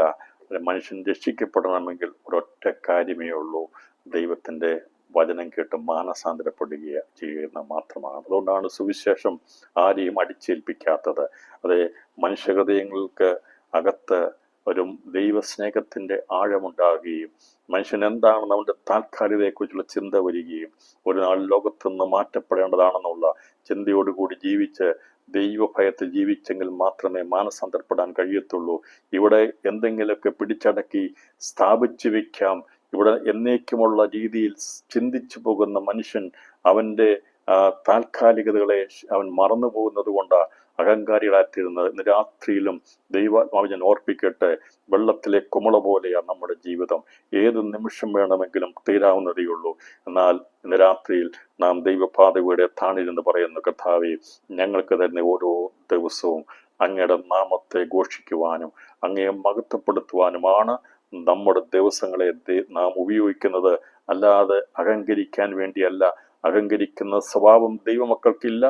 രാത്രിയിൽ ദൈവന പഠനത്തിൽ നമുക്ക് പറയാൻ സാധിക്കുന്നത് മൺപൊടികളാണെന്നും ഒന്നുമില്ലാത്തവരാണെന്നും കഴിവില്ലാത്തവരാണെന്നും ബലഹീനരാണെന്നും ദൈവത്തിന് സഹായമില്ലാതെ ഒന്നും സാധ്യമല്ലെന്ന് ദൈവത്തോട് തുറന്നു പറഞ്ഞ് അബ്രഹാമിനെ പോലെയൊക്കെ ദൈവത്തോട് വിധേയത്വം കാണിച്ച് ജീവിച്ച മാതൃകയുള്ളവർ ഉണ്ടായിരുന്നെങ്കിൽ, അതുപോലെ പുതിയ നിയമത്തിൽ നമുക്ക് ദൈവത്തിന്റെ ശിഷ്യന്മാരെ നോക്കുമ്പോൾ അവർ കാണിച്ച മാതൃകയും എത്ര അനുകരണമാണ്. അവരാരും അഹങ്കരിച്ചു പോകാതെ ദൈവസന്നിധി താണതുപോലെ നമുക്ക് വേണ്ടി നല്ല മാതൃക കാണിച്ച കർത്താവ് ലോകത്തിൽ വന്ന് അവൻ താഴ്മയുള്ളവനായി ജീവിതത്തിൽ കാണിച്ചു തന്നതുപോലെ നമുക്ക് ദിവസങ്ങളിൽ നമ്മുടെ താൽക്കാലികമായ ലോകജീവിതത്തെയും നിത്യമായിരിക്കും ദൈവമായിട്ടുള്ള വാസത്തെ ആനന്ദത്തെക്കുറിച്ചും ഓർത്തുകൊണ്ട് ദൈവസനിൽ പ്രാപിച്ചെടുക്കാൻ വേണ്ടി ക്രിസ്തുവിനെ അനുഗമിക്കുവാൻ ദിവസങ്ങളിൽ ദൈവാത്മാവ് നമുക്ക് തുണ നിൽക്കട്ടെ എന്നുള്ള ആഗ്രഹത്തോടും പ്രാർത്ഥനയോടും 3ാമത്തെ കഷ്ടമാകുന്ന 7ാമത്തെ ക്രോധകലശം ഒഴിച്ച് കഴിയുന്നതോടുകൂടി ഈ പറയുന്ന 7 സംഭവങ്ങൾ പൂർത്തീകരിക്കപ്പെടുകയാണ് ചെയ്യുന്നത്. അതിനുശേഷമായി നടക്കുന്ന 3ാമത്തെ കഷ്ടമാകുന്ന 7 ക്രോധകലശങ്ങൾ ഭൂമിയിൽ ചൊരിയപ്പെട്ടതിന് ശേഷം സംഭവിക്കാനുള്ളത് 7 മഹാകാര്യങ്ങളാകുന്നു. അപ്പോൾ അതാണ് 7 ഇടിനാദത്തിൽ മറിഞ്ഞിരിക്കുന്നത്. അത് എഴുതാതെ മുദ്രയിട്ടേക്കാൻ അന്ന് യോഹന്നാനോട് പറഞ്ഞു. അതിന് കാരണം എന്താ നമ്മൾ പറഞ്ഞിരുന്നു. ഇന്നലെ രാത്രി അതിനെ കുറിച്ചൊന്ന് ജസ്റ്റ് ഒന്ന് നമ്മൾ നോക്കുമ്പോൾ 10ാം അധ്യായത്തിലാണ് പറഞ്ഞിരിക്കുന്നത് എഴുതാതെ മുദ്രയിടാൻ പറഞ്ഞിരിക്കുന്നത്. ഇന്നലെ എഴുതാതെ മുദ്രയിടാൻ പറഞ്ഞതിന്റെ കാരണം എന്താണെന്ന് നമ്മളവിടെ വെച്ച് ചിന്തിച്ചിരുന്നു. പറഞ്ഞിരിക്കുന്നത് യോഹന്നാൻ അവിടെ എഴുതാൻ തുടങ്ങിയപ്പോൾ പറഞ്ഞു, ഇത് എഴുതണ്ട, എഴുതാതെ മുദ്രയിട്ടേക്കുക, ഇത് ചില ദിവസങ്ങൾക്ക് ശേഷം സംഭവിക്കാനുള്ളതാണ്, ഇപ്പോൾ എഴുതണ്ട. സോ 1ാമത്തെ നമുക്ക് യോഹന്നാൻ ഉണ്ടാകുന്ന ആത്മവിശുദ്ധിയുടെ 2ാമത്തെ ആത്മവിശുദ്ധിയിൽ സ്വർഗീയ മണ്ഡലത്തിൽ നിന്ന് കാണുന്ന സകല ദർശനങ്ങളുടെ സമാപ്തിയാണ് 7ാമത്തെ ക്രോധകലശം ഒഴിക്കുന്നതോടുകൂടി പൂർത്തീകരിക്കപ്പെടുന്നത്. എന്നാൽ അതിനുശേഷം നടക്കേണ്ടതാണ് 7 ഇടിനാഥത്തിലെ കാര്യങ്ങൾ. അത് നീ ഇപ്പം എഴുതണ്ട, ഇത് കഴിഞ്ഞിട്ടേ സംഭവിക്കുള്ളൂ. അത് എഴുതാതെ അടച്ചു വെക്കുക, മുദ്രയിട്ടേക്കുക. ഇത് കഴിഞ്ഞു കഴിയുമ്പോൾ അതിന്റെ മർമ്മം വെളിപ്പെടുത്താമെന്നാണ് ദൈവം പറഞ്ഞിരിക്കുന്നത്. അപ്പോൾ അതുകൊണ്ടാണ് നമ്മൾ 3ാമത്തെ കഷ്ടമാകുന്ന 7 ക്രോധകലശത്തെ കുറിച്ചുള്ള കാര്യങ്ങൾ പഠിച്ച ശേഷമായി നമ്മൾ 7 ഇടിനാഥത്തിലേക്ക് നമ്മുടെ പഠനത്തെ നമ്മൾ കൊണ്ടുവരുന്നത്. അപ്പോൾ യോഹന്നാൻ സ്വർഗീയ ആത്മമണ്ഡലത്തിൽ നിന്ന് ഭൂമിയിലേക്ക് അവൻ വരികയും ദൂതന്റെ കയ്യിലിരുന്ന ചെറുപുസ്തകം, അത് പിതാവാം ദൈവത്തിന്റെ കയ്യിലിരുന്ന പുസ്തകമായിരുന്നു, വലതയിലിരുന്ന പുസ്തകമായിരുന്നു. അത് തുറന്നത് കുഞ്ഞാടാം ദൈവമായിരുന്നെന്നും അതിന്റെ 7 മുദ്രയും പൊട്ടിച്ച് ആ പുസ്തകം തുറന്നു കഴിഞ്ഞപ്പോൾ അതിൽ എഴുതിയിരുന്ന 7 മുദ്രയും പൊട്ടിച്ചു കഴിയുമ്പോൾ അതുപോലെ നടക്കുന്നത് 7 മുദ്ര പൊട്ടിക്കുന്ന സമയത്തുണ്ടാകുന്ന 7 കാഹളം, അതുപോലെ 7 ക്രോധകലശത്തോടുള്ള ബന്ധത്തിലുള്ള കാര്യങ്ങൾ സംഭവിക്കുന്നതിന് മുമ്പായി ഇവിടെ ഭൂമിയിലേക്ക് വന്നാണ് യോഹന്നാൻ വീണ്ടുമുള്ള കാര്യങ്ങൾ കാണുന്നത്. അതേക്കുറിച്ചാണ് അവിടെ രേഖപ്പെടുന്നത്. അപ്പോൾ 10ാം അധ്യായം 3, 4 വാക്യങ്ങൾ വായിച്ചപ്പോൾ അത് വ്യാഖ്യാനിച്ചില്ല. ഇപ്പോൾ നമ്മൾ അതേക്കുറിച്ച് വ്യാഖ്യാനിക്കും. അതിൻ്റെ പൂർണ്ണതയിലേക്ക് വ്യാഖ്യാനിക്കാനാണ് ഇന്ന് രാത്രി ഞാൻ ആ വാക്യം ഒരിക്കൽ കൂടി വായിക്കുന്നത്. എൻ്റെ 10-ാം അധ്യായം 3-ാം വാക്യത്തിൽ സിംഹം അലറും പോലെ അത്യുച്ചത്തിൽ ആർത്തു, ആർത്തപ്പോൾ 7 ഇടിയും നാദം മുഴക്കി. അപ്പോൾ 7 ഇടിനാദം മുഴക്കിയപ്പോൾ ഞാൻ എഴുതുവാൻ ഭാവിച്ചു. എന്നാൽ 7 ഇടിമുഴക്കിയത് എഴുതാതെ മുദ്രയിട്ടേക്കുക എന്ന് സ്വർഗത്തിൽ നിന്ന് ഒരു ശബ്ദമുണ്ടായി. അപ്പോൾ 7 ഇടിനാദം മുഴക്കിയത് എന്താണെന്നുള്ളത് നീ ഇപ്പോൾ എഴുതണ്ട. 6-ാമത്തെ കാഹളം വരെയുള്ള കാര്യങ്ങൾ എഴുതപ്പെട്ട ശേഷമായി സ്വർഗീയ മണ്ഡലത്തിൽ നിന്ന് ഭൂമിയിലേക്ക് മടങ്ങിപ്പോകുവാൻ പറയുകയും അതിനുശേഷം നീ കാണുന്നത് എഴുതേണ്ടത് നീ കഴിക്കുന്ന ആ പുസ്തകത്തിൽ നിന്നുള്ള കാര്യങ്ങളാണ് രേഖപ്പെടുത്തേണ്ടത്.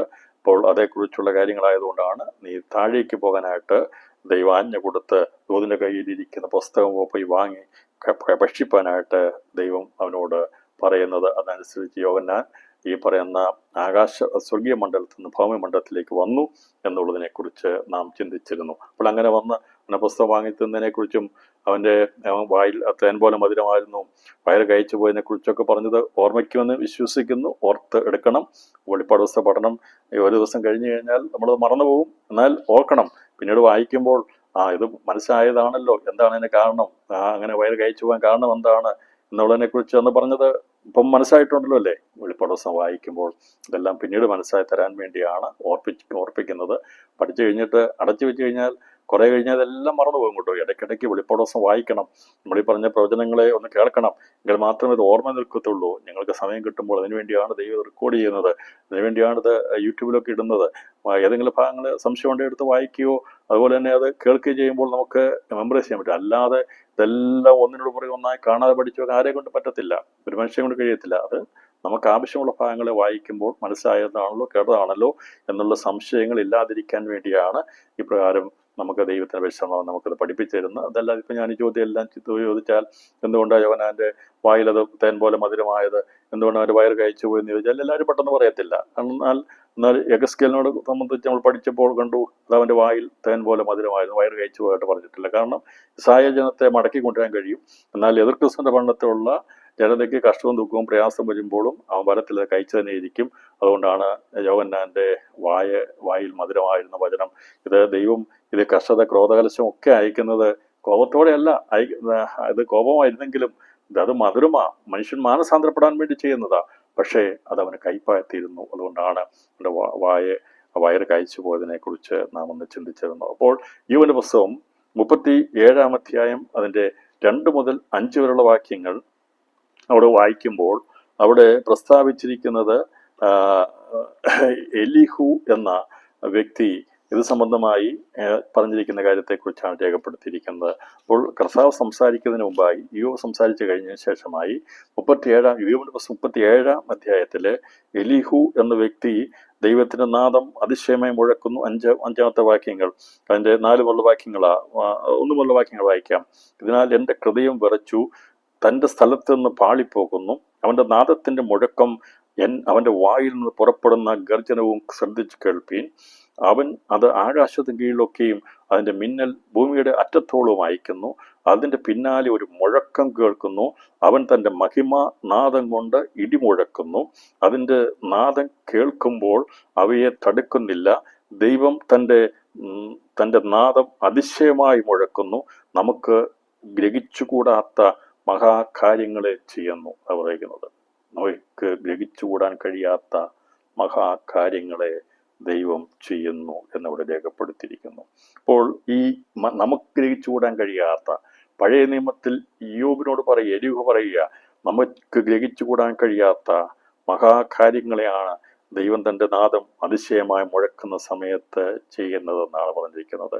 അപ്പോൾ അങ്ങനെ പറഞ്ഞിരിക്കുന്ന കാര്യങ്ങളെക്കുറിച്ച് എന്താണ് ഇവിടെ പറഞ്ഞിരിക്കുന്നത് എന്നുള്ളത് നമ്മൾ ചിന്തിക്കുമ്പോൾ ഇപ്പോൾ ഒരു കാര്യം മനസ്സിലായി. ദൈവം 7 ഇടിനാദം മുഴക്കുമ്പോൾ അതിൽ ദൈവം മറച്ചു വെച്ചിരിക്കുന്നത് മനുഷ്യർക്ക് മനസ്സിലാക്കാൻ കഴിയാത്ത വിധത്തിലുള്ള മഹാകാര്യങ്ങളെയാണ് അതിൽ ഒളിപ്പിച്ചു വെച്ചിരിക്കുന്നത് എന്നുള്ളതാണ് മനസ്സിലാക്കേണ്ടത്. അങ്ങനെയാണല്ലോ ഇവിടെ പറഞ്ഞിരിക്കുന്നത്, അവൻ തൻ്റെ നാദം അതിശയം മുഴക്കുന്നു. നമുക്ക് ഗ്രഹിച്ചുകൂടാത്ത മഹാകാര്യങ്ങളെ ചെയ്യുന്നു. അപ്പോൾ യോബിന്റെ പുസ്തകത്തിൽ രേഖപ്പെടുത്തിയിരിക്കുന്ന വിഷയമനുസരിച്ച് ദൈവം തൻ്റെ നാദം അതിശയമായി മുഴക്കുന്ന 7 ഇടിനാദം മുഴക്കപ്പെടുന്ന സമയത്തുണ്ടാകുന്നത് നമുക്ക് ഗ്രഹിച്ചുകൂടാത്ത മഹാകാര്യങ്ങളാണ്. എന്നാൽ ദൈവത്തിന്റെ പരിശുദ്ധാത്മാവിനാൽ ആ 7 ഇടിനാദം എന്തിനു മുഴക്കി എന്നതിനെക്കുറിച്ചുള്ള ചിന്തകളിലേക്കാണ് തുടർന്ന് നമ്മൾ പ്രവേശിക്കുന്നത്. വളരെ ശ്രദ്ധയോടെ വേണം ഇനിയുള്ള ഭാഗം ചിന്തിക്കാനായിട്ട്. 7 ഇടിനാദത്തിൽ മറിഞ്ഞിരിക്കുന്ന 7 മഹാകാര്യങ്ങളെ ഒന്ന് നമ്മൾ ഈ പറയുന്ന വെളിപ്പാട് പുസ്തകം 11-ാം അധ്യായത്തിൽ പറഞ്ഞിരിക്കുന്ന ഭാഗത്ത് നിന്ന് അതിനെ വെളിപ്പെടുത്തുമ്പോൾ വളരെ ശ്രദ്ധയോടുകൂടെ വേണം ചിന്തിക്കാനായിട്ട്. കാരണം വളരെ മർമ്മമായിട്ട് രഹസ്യമായിട്ട് രേഖപ്പെടുത്തിയിരിക്കുന്നതാണ് വെളിപ്പാട് പുസ്തകം 11-ാം അധ്യായം. അതിൻ്റെ 15 മുതൽ 18 വരെയുള്ള വാക്യങ്ങൾ ഞാൻ പറഞ്ഞിരുന്നു. അത് നമ്മൾ അന്നേരം നമ്മളത് എടുത്ത് വിശകലനം ചെയ്തില്ല. എന്നാൽ 7 ഇടിനാദത്തോടുള്ള ബന്ധത്തിൽ ഇതിൽ മറിഞ്ഞിരിക്കുന്ന 7 ഇടിനാദങ്ങളിൽ മറിഞ്ഞിരിക്കുന്നത് 7 ദിവസങ്ങളാകുന്നു. അതേക്കുറിച്ച് നാം വിവർത്തനം ചെയ്യുമെന്ന് പറഞ്ഞിരുന്നതാണ് ഇന്ന് തുടർന്ന് നമ്മൾ ചിന്തിക്കാൻ പോകുന്നത്. നമുക്കറിയാം, ദൈവം മനോഹരമായി സൃഷ്ടിച്ച ഒന്നാമത്തെ ആകാശം അത് ഇരുളായിരിക്കുന്ന സാത്താൻ വന്ന് വീണതോടുകൂടി പാഴ്ശൂന്യമായി തീർന്നു. അങ്ങനെ പാഴ്ശൂന്യമായി തീർന്ന ഭൂമിയെ ദൈവം മനോഹരമാക്കിയെടുത്തത് 7 ദിവസം കൊണ്ടാണ്. അതിനെ പൂർണ്ണതയിലേക്ക് കൊണ്ട് സൃഷ്ടിയുടെ ലോകസ്ഥാപനത്തെങ്കിൽ 7 ദിവസം കൊണ്ടാണ് ദൈവം പൂർത്തീകരിച്ചത്. 6 ദിവസം കൂടി ഇത് 7-ാം സ്വസ്ഥമായിരുന്നു. അതിനുശേഷമായി പുരാതന ലോകം നശിക്കപ്പെട്ട് ഇപ്പോഴത്തെ ലോകത്തിലേക്ക് വന്നു. ഇപ്പോഴത്തെ ലോകത്തിലെ ദുഷ്ടതയെല്ലാം നീക്കിയിട്ട് ദൈവം തൻ്റെ രാജ്യം ഇവിടെ അക്ഷരികമായിട്ട് സ്ഥാപിക്കും. പുതിയ ആകാശ പുതിയ ഭൂമിയിൽ ദൈവം നിത്യനായി വാഴുന്ന, ദൈവവും മനുഷ്യനുമായി ഒരുമിച്ച് വാഴുന്ന ആ നിത്യയുഗത്തിലെ വാസത്തിന് മുമ്പായി നടക്കേണ്ടുന്ന കാര്യങ്ങൾ 7 ദിവസങ്ങളുള്ള ബന്ധത്തിലാണ് രേഖപ്പെടുത്തിയിരിക്കുന്നത്. അങ്ങനെയുള്ള 3 ദിവസങ്ങളുള്ള കാഴ്ചപ്പാടിലാണ് മലാഖിയുടെ പുസ്തകം എഴുതി അവസാനിപ്പിച്ചിരിക്കുന്നത്. അപ്പോൾ 7 ദിവസങ്ങളുടെ ബന്ധത്തിൽ ലോകസ്ഥാപനം നടക്കുന്നെങ്കിൽ 7 ദിവസങ്ങളുള്ള ബന്ധത്തിലാണ് ഈ ലോക അവസാനവും അതുപോലെ ഒടുക്കത്തെ നാൾ സംഭവിച്ച് പൊതുവാന ഭൂമിയിലേക്ക് പ്രവേശിക്കപ്പെടുവാനുള്ള കാര്യങ്ങളാണ് 7 ഇടിനാദത്തിൽ മർമ്മമായി മറഞ്ഞിരിക്കുന്നത്. അപ്പോൾ 7 ദിവസം കൊണ്ട് ലോകസ്ഥാപനത്തെങ്കിൽ ദൈവം ഭൂമിയെ പുനരുദ്ധരിച്ച് മനുഷ്യവംശത്തിന്റെ ഈകലോക ജീവിതത്തിന് വേണ്ട കാര്യങ്ങൾ ചെയ്തു കൊടുത്തു. എന്നാൽ നിത്യതയിലെ മനുഷ്യനും ദൈവമായുള്ള വാഴ്ത്തിട്ടുള്ള ജീവിതത്തിന് വേണ്ടി ദൈവം ഒരുക്കാൻ പോകുന്നത് 7 ദിവസങ്ങളുടെ ബന്ധത്തിലുള്ള കാര്യങ്ങൾ പൂർത്തീകരിക്കപ്പെടുമ്പോഴാണ് പൊതുവാന ഭൂമിയിലേക്ക് പ്രവേശിക്കപ്പെടുന്നത്. അത് വെളിപ്പെടുത്താൻ വേണ്ടിയാണ് മലാഖയുടെ പ്രവചനം പഴയ നിയമം എഴുതി അവസാനിപ്പിക്കുമ്പോൾ ഈ ദിവസങ്ങൾ ഇനി ഉണ്ട് എന്നുള്ളത് വെളിപ്പെടുത്തിക്കൊണ്ടാണ് അവിടെ രേഖപ്പെടുത്തിയിരിക്കുന്നത്.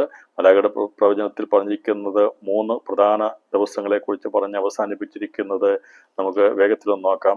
7 ദിവസങ്ങൾ അതിനോടുള്ള ബന്ധത്തിൽ വീണ്ടും നമ്മൾ മനസ്സിലാകും. പറയുന്ന 3 ദിവസങ്ങൾ ചൂള പോലെ കത്തുന്ന ഒരു ദിവസം വരുമെന്ന് പറഞ്ഞിട്ടുണ്ട്. 4-ാം അധ്യായം 42-ാം വാക്യത്തിൽ 4-ാം അധ്യായം അതിന്റെ 2-ാം വാക്യത്തിൽ പറഞ്ഞു. 4-ാം അധ്യായം 4-ാം വാക്യത്തിൽ പറഞ്ഞിട്ട് ചൂള പോലെ കത്തുന്ന ഒരു ദിവസം വരുമെന്നുള്ളത് ഒടുക്കത്തെ നാളിലാണ്. അതിനെക്കുറിച്ച് പത്രോസ് അപ്പോസ്തലൻ പറഞ്ഞു മൂലപദാർത്ഥം കത്തി എഴുതുന്നതിനെ കുറിച്ച് 2 പത്രോസ് 3:7-10 വാക്യത്തിൽ പറഞ്ഞിരിക്കുന്നതാണ് ചൂള പോലെ കത്തുന്ന ഒരു ദിവസം. സാധാരണ നമ്മൾ പരസ്യങ്ങളിലും ഒക്കെ പ്രസംഗിക്കുന്ന അല്ലെങ്കിൽ ഒരു വിഷയമാണ് ചൂള പോലെ കത്തുന്ന ഒരു ദിവസം വരുമെന്നുള്ളത്. അത് ഇപ്പോഴല്ല, ചൂള പോലെ കത്തുന്ന ദിവസം ഇപ്പോൾ വരികയല്ല. കർത്താവിന്റെ 1000 ആണ്ട് വാഴ്ച കഴിഞ്ഞിട്ടാണ് ഒടുക്കത്തെ നാളിലാണ് ചൂള പോലെ കത്തുന്ന ദിവസം വരുന്നത്. അന്ന് ആകാരികളൊക്കെ തലടിയാകും. അന്ന് നീക്കണ്ടനെല്ലാം നീക്കി ദൈവം എന്ത് ചെയ്യും? ഇപ്പോഴത്തെ ആകാശത്തെയും ഭൂമി ചുട്ടുകളയും അട്ടടി എത്തുന്നതാണ് ചൂള പോലെ കത്തുന്ന ദിവസം. ഉണ്ടാക്കുവാനുള്ള ദിവസത്തെക്കുറിച്ച് 3-ാം അധ്യായം 17-ാം വാക്യത്തിലും 4-ാം അധ്യായം 3-ാം വാക്യത്തിലും മലാഖി രേഖപ്പെടുത്തിയിട്ടുണ്ട്. ഉണ്ടാക്കുവാനുള്ള ദിവസത്തിൽ 4-ാം അധ്യായം അതിൻ്റെ 3-ാം വാക്യം, ഞാൻ ഉണ്ടാക്കുവാനുള്ള ദിവസത്തിൽ ദുഷ്ടന്മാർ നിങ്ങളുടെ കാലിൻ കീഴ് വെണ്ണീറായിരിക്കും. അപ്പോൾ കാലിൻ കീഴ് വെണ്ണീർ ആയിരിക്കുക എന്നുള്ളതിനെ കുറിച്ചൊക്കെ പിന്നീട് വ്യാഖ്യാനിക്കാം. ഇപ്പം ഞാൻ പറഞ്ഞ 3 ദിവസങ്ങളെ കുറിച്ചുള്ള കാര്യങ്ങൾ മനസ്സിലാക്കാൻ വേണ്ടിയാണ് പറഞ്ഞിരിക്കുന്നത്. ഈ പറയുന്ന ദിവസങ്ങളെ കുറിച്ചുള്ള പഠനം നമുക്കുണ്ടായിരിക്കും. എന്നാൽ മലാഖിയുടെ പുസ്തകത്തിൽ ദിവസങ്ങളെക്കുറിച്ച് പറഞ്ഞാണ് അവസാനിപ്പിച്ചിരിക്കുന്നത്. മലാഖി 3 ദിവസത്തെക്കുറിച്ച് പറഞ്ഞിട്ടുണ്ടെങ്കിൽ വെളിപ്പാട് പുസ്തകത്തിൽ രേഖപ്പെടുത്തിയിരിക്കുന്നത് 7 ദിവസങ്ങളുള്ള ബന്ധത്തിൽ കാര്യങ്ങൾ പറഞ്ഞാണ് അവസാനിപ്പിച്ചിരിക്കുന്നത്. അപ്പോൾ മലാഖി പറഞ്ഞിരിക്കുന്നത് യേശുക്രിസ്തുവിന്റെ 2-ാമത്തെ വരവിനെ കുറിച്ചും ഒടുക്കത്തെ നാളിൽ ഭൂമി കത്തി അഴിയപ്പെടുന്നതിനെക്കുറിച്ചും ഉണ്ടാക്കാനുള്ള ദിവസത്തെക്കുറിച്ചാണ് പറഞ്ഞിരിക്കുന്നെങ്കിൽ ഈ വെളിപ്പാട് ദിവസത്തിൽ അതിൻ്റെ പൂർണ്ണത വെളിപ്പെടുത്തുകയാണ് ചെയ്തിരിക്കുന്നത്. അത് 7 ദിവസങ്ങളുടെ ബന്ധത്തിലാകുന്നു. അതിനാണ് ഇടിനാഥം മുഴക്കിയിരിക്കുന്നത്. ഇപ്പോൾ യഹോവയുടെ വലുതും ഭയങ്കരമായ നാൾ, അത് മനുഷ്യപുത്രൻ വെളിപ്പെടുന്ന നാളാണ്.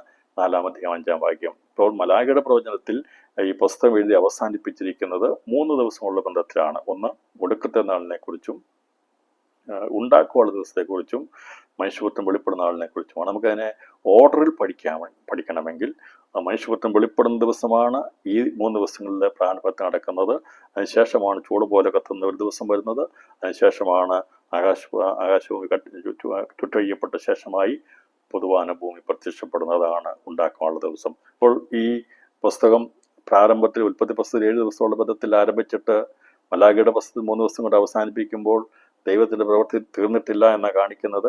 എന്നാൽ ഉണ്ടാക്കാനുള്ള ദിവസം ഉണ്ടെന്ന് വെളിപ്പെടുത്തുമ്പോൾ അതിലേക്ക് നീങ്ങുന്ന കാര്യങ്ങളെക്കുറിച്ചാണ് 7 ദിവസത്തെ ഉള്ള വിധത്തിൽ വെളിപ്പാടത്തിൽ മർമ്മമായി രേഖപ്പെടുത്തിയിരിക്കുന്ന ആ 7 ദിവസങ്ങൾ ഏതൊക്കെയാണെന്നുള്ളത് വെളിപ്പാടത്തിൽ 11-ാം അധ്യായം അതിൻ്റെ 15 മുതൽ 18 വരെയുള്ള വാക്യങ്ങൾ വായിച്ചിട്ട് അതിൽ രേഖപ്പെടുത്തിയിരിക്കുന്ന 7 ദിവസങ്ങൾ ഏതൊക്കെയാണെന്നുള്ളത് വ്യാഖ്യാനിച്ചെടുത്തു കഴിഞ്ഞാൽ പിന്നീടുള്ള പഠനം ഈ 7 ഇടിനകത്തോട് ബന്ധത്തിൽ പറഞ്ഞിരിക്കുന്ന 7 ദിവസങ്ങളുടെ ബന്ധത്തിലാകുന്നു.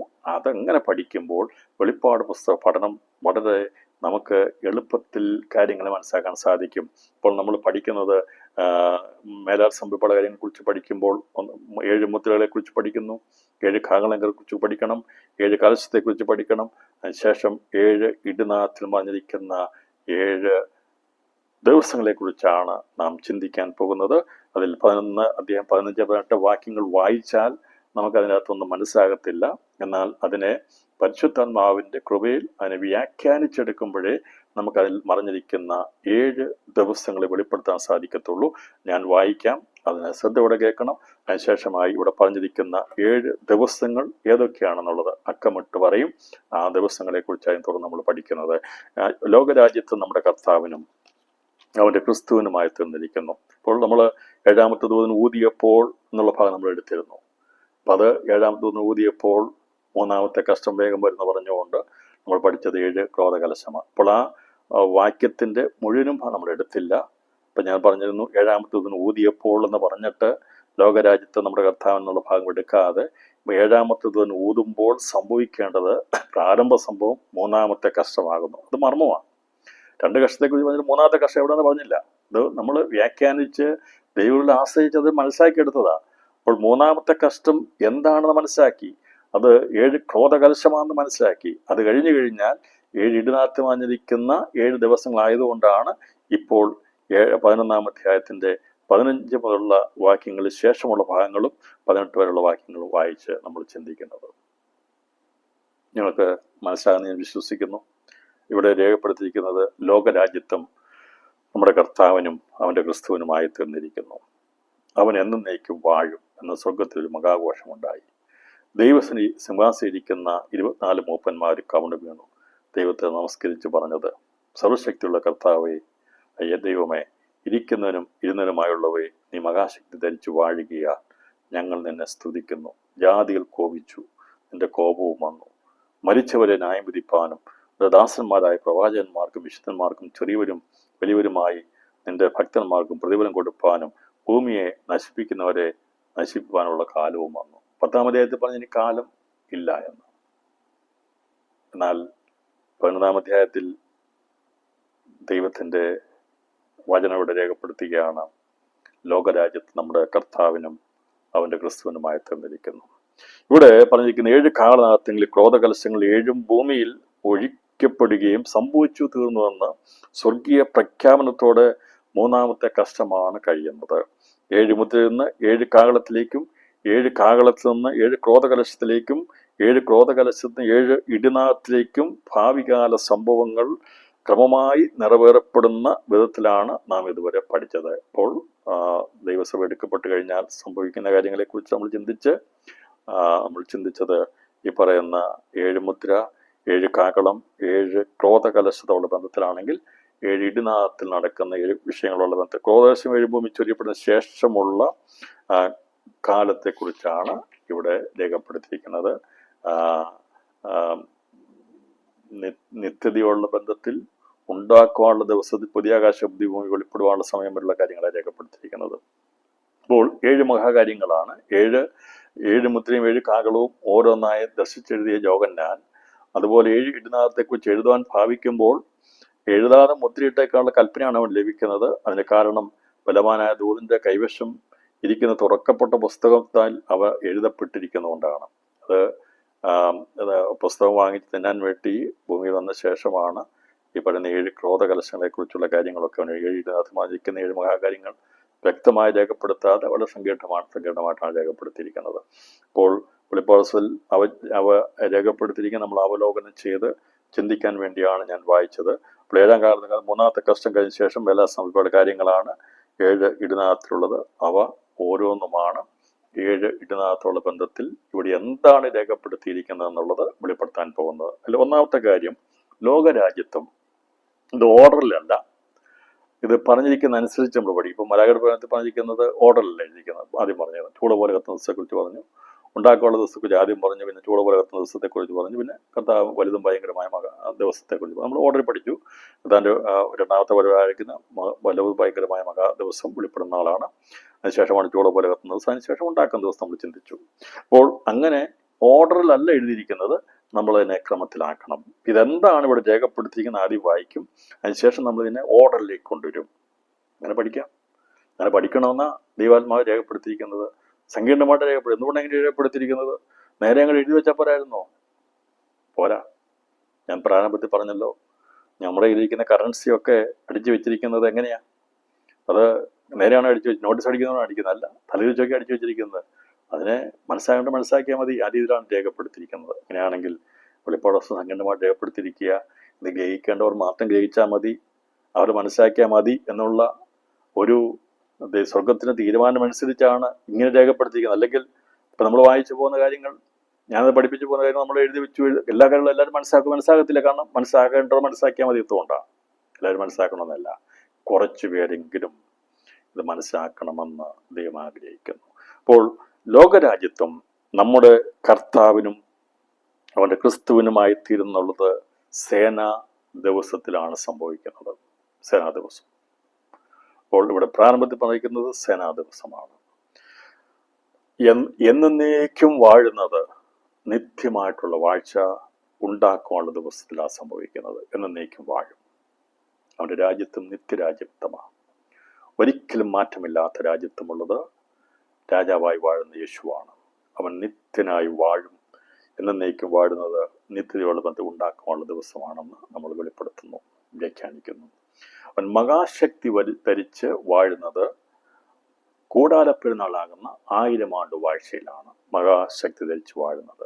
കർത്താവ് തേജസ് ധരിച്ച് 1000 ആണ്ട് ഇവിടെ ഭൂമിയിൽ വാഴും. അതാണ് മഹാശക്തി ധരിച്ച് വാഴുന്നതിനെ കുറിച്ച് കൂടാരപ്പെരുന്നാളാണ്.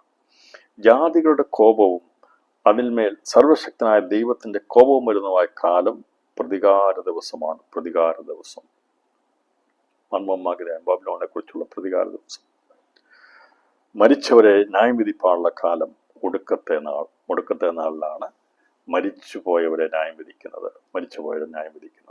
മരിച്ചുപോയവരെ ആരെയും അതിനു മുമ്പ് ന്യായം വിധിക്കത്തില്ല. മരിച്ചുപോയവരെ ന്യായം വിധിക്കുന്നത് ഒടുക്കത്തെ നാളിലാണ്. ഇപ്പം ചിലർക്കൊക്കെ ഇവിടെ സംശയം ഉണ്ടായി, മരിച്ചവരെ അന്നേരം ന്യായം വിധിക്കുകയുള്ളൂ, അതിന് മുമ്പ് ന്യായം വിധി ഉണ്ടാകത്തില്ല, പിന്നെ കുറച്ച് പേരെ അഗ്നിറത്തി ഇടുന്നില്ലേ, കർത്താവിന് വീടുന്നില്ലേ, പിന്നെ കല്ല ഉറക്കപ്പെടത്തില്ലേ എന്നൊക്കെ എനിക്കറിയാം. നമ്മളതേക്കുറിച്ച് പഠിക്കും.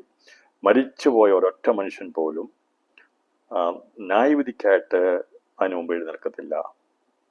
ആകാശമില്ലാതെ ആകുള്ളവർ ഉണരുന്നില്ലെന്നാണ് യോബ് പറഞ്ഞിരിക്കുന്നത്. പറഞ്ഞാൽ ആകാശം ഓടിപ്പോയ ശേഷമാണ് മരിച്ചവരെ ഉയർപ്പിക്കുന്നത്. മരിച്ചവർ എന്ന് പറയുമ്പോൾ പാപസംബന്ധമായി മരിച്ചുപോയവരാരും തന്നെ ഉണരത്തില്ല. മരിച്ചവരെ ന്യായം വിധിക്കാനുള്ള കാലം. ജീവനോടിരിക്കുന്നവരെ ദൈവം ന്യായം വിധിക്കും. ജീവനുള്ളവരെയും മരിച്ചവരെ ന്യായം വിധിക്കാനാണ് കർത്താവ് വരുന്നത്. അന്ത്യന്യായവിധി എന്നുള്ള പുസ്തകം ഇതിനുള്ള ബന്ധത്തിൽ പഠിപ്പിച്ചിട്ടുണ്ട്, മനസ്സിലായിട്ടുണ്ടെന്ന് വിശ്വസിക്കുന്നു. ഇപ്പം സംശയമുള്ളത് മനസ്സിലാകാത്തവരാണ്. മരിച്ചവരെ ന്യായം വിധിക്കുക എന്ന് പറഞ്ഞാൽ മരിച്ചവരെ ന്യായം വിധിക്കാൻ വേണ്ടി എഴുന്നേൽപ്പിക്കുന്നത് ഒടുക്കത്തെ നാളിലാണ്. താൻ 2-ാമത്തെ വരവിൽ മരിച്ചുപോയി ആരെയും എഴുന്നേൽപ്പിച്ച് ന്യായം വിധിക്കത്തില്ല. അന്ന് ജീവനോടിരിക്കുന്നവരെ പതിരും നെല്ലും തമ്മിൽ പേറ്റി പതിര് കെടാത്ത തീയിലും നല്ലതിനെ കളപ്പുരി കൂട്ടി വെച്ച് അത് 1000 ആണ്ട് വാഴ്ചയിലേക്ക് അവരെ ജീവനിലേക്ക് കുടിക്കുകയാണ് ചെയ്യുന്നത്. ഇതിനൊക്കെ ആത്മീയ അർത്ഥങ്ങളുണ്ട്. അത് മനസ്സിലാക്കിയും ഗ്രഹിച്ചും വേണം പഠിക്കാനായിട്ട്. നമ്മുടെ ഇഷ്ടത്തിന് പഠിക്കരുത്. അപ്പം 1000 ആഴ്ചയ്ക്ക് മുമ്പായിട്ട് ദൈവം നരകാഗ്നിയിലേക്ക് തള്ളിക്കളയുന്നത് അന്ന് ജീവനോടിരിക്കുന്നവരെയാണ്. അതുകൊണ്ടാണ് ജീവികളെയും മരിച്ചവരെയും ന്യായം വിധിക്കുക എന്ന് പറയുന്നത് യഥാർത്ഥമായ അർത്ഥം ജീവനോടിരിക്കുന്നവരെയും മരിച്ചവരെ ന്യായം വിധിക്കാനുള്ളത്. അപ്പോൾ ന്യായവിധി മരിച്ചവർ പോയവരുടെ ന്യായവിധി നടക്കുന്നത് കർത്താവിൻ്റെ 2ാമത്തെ വരവിലല്ല.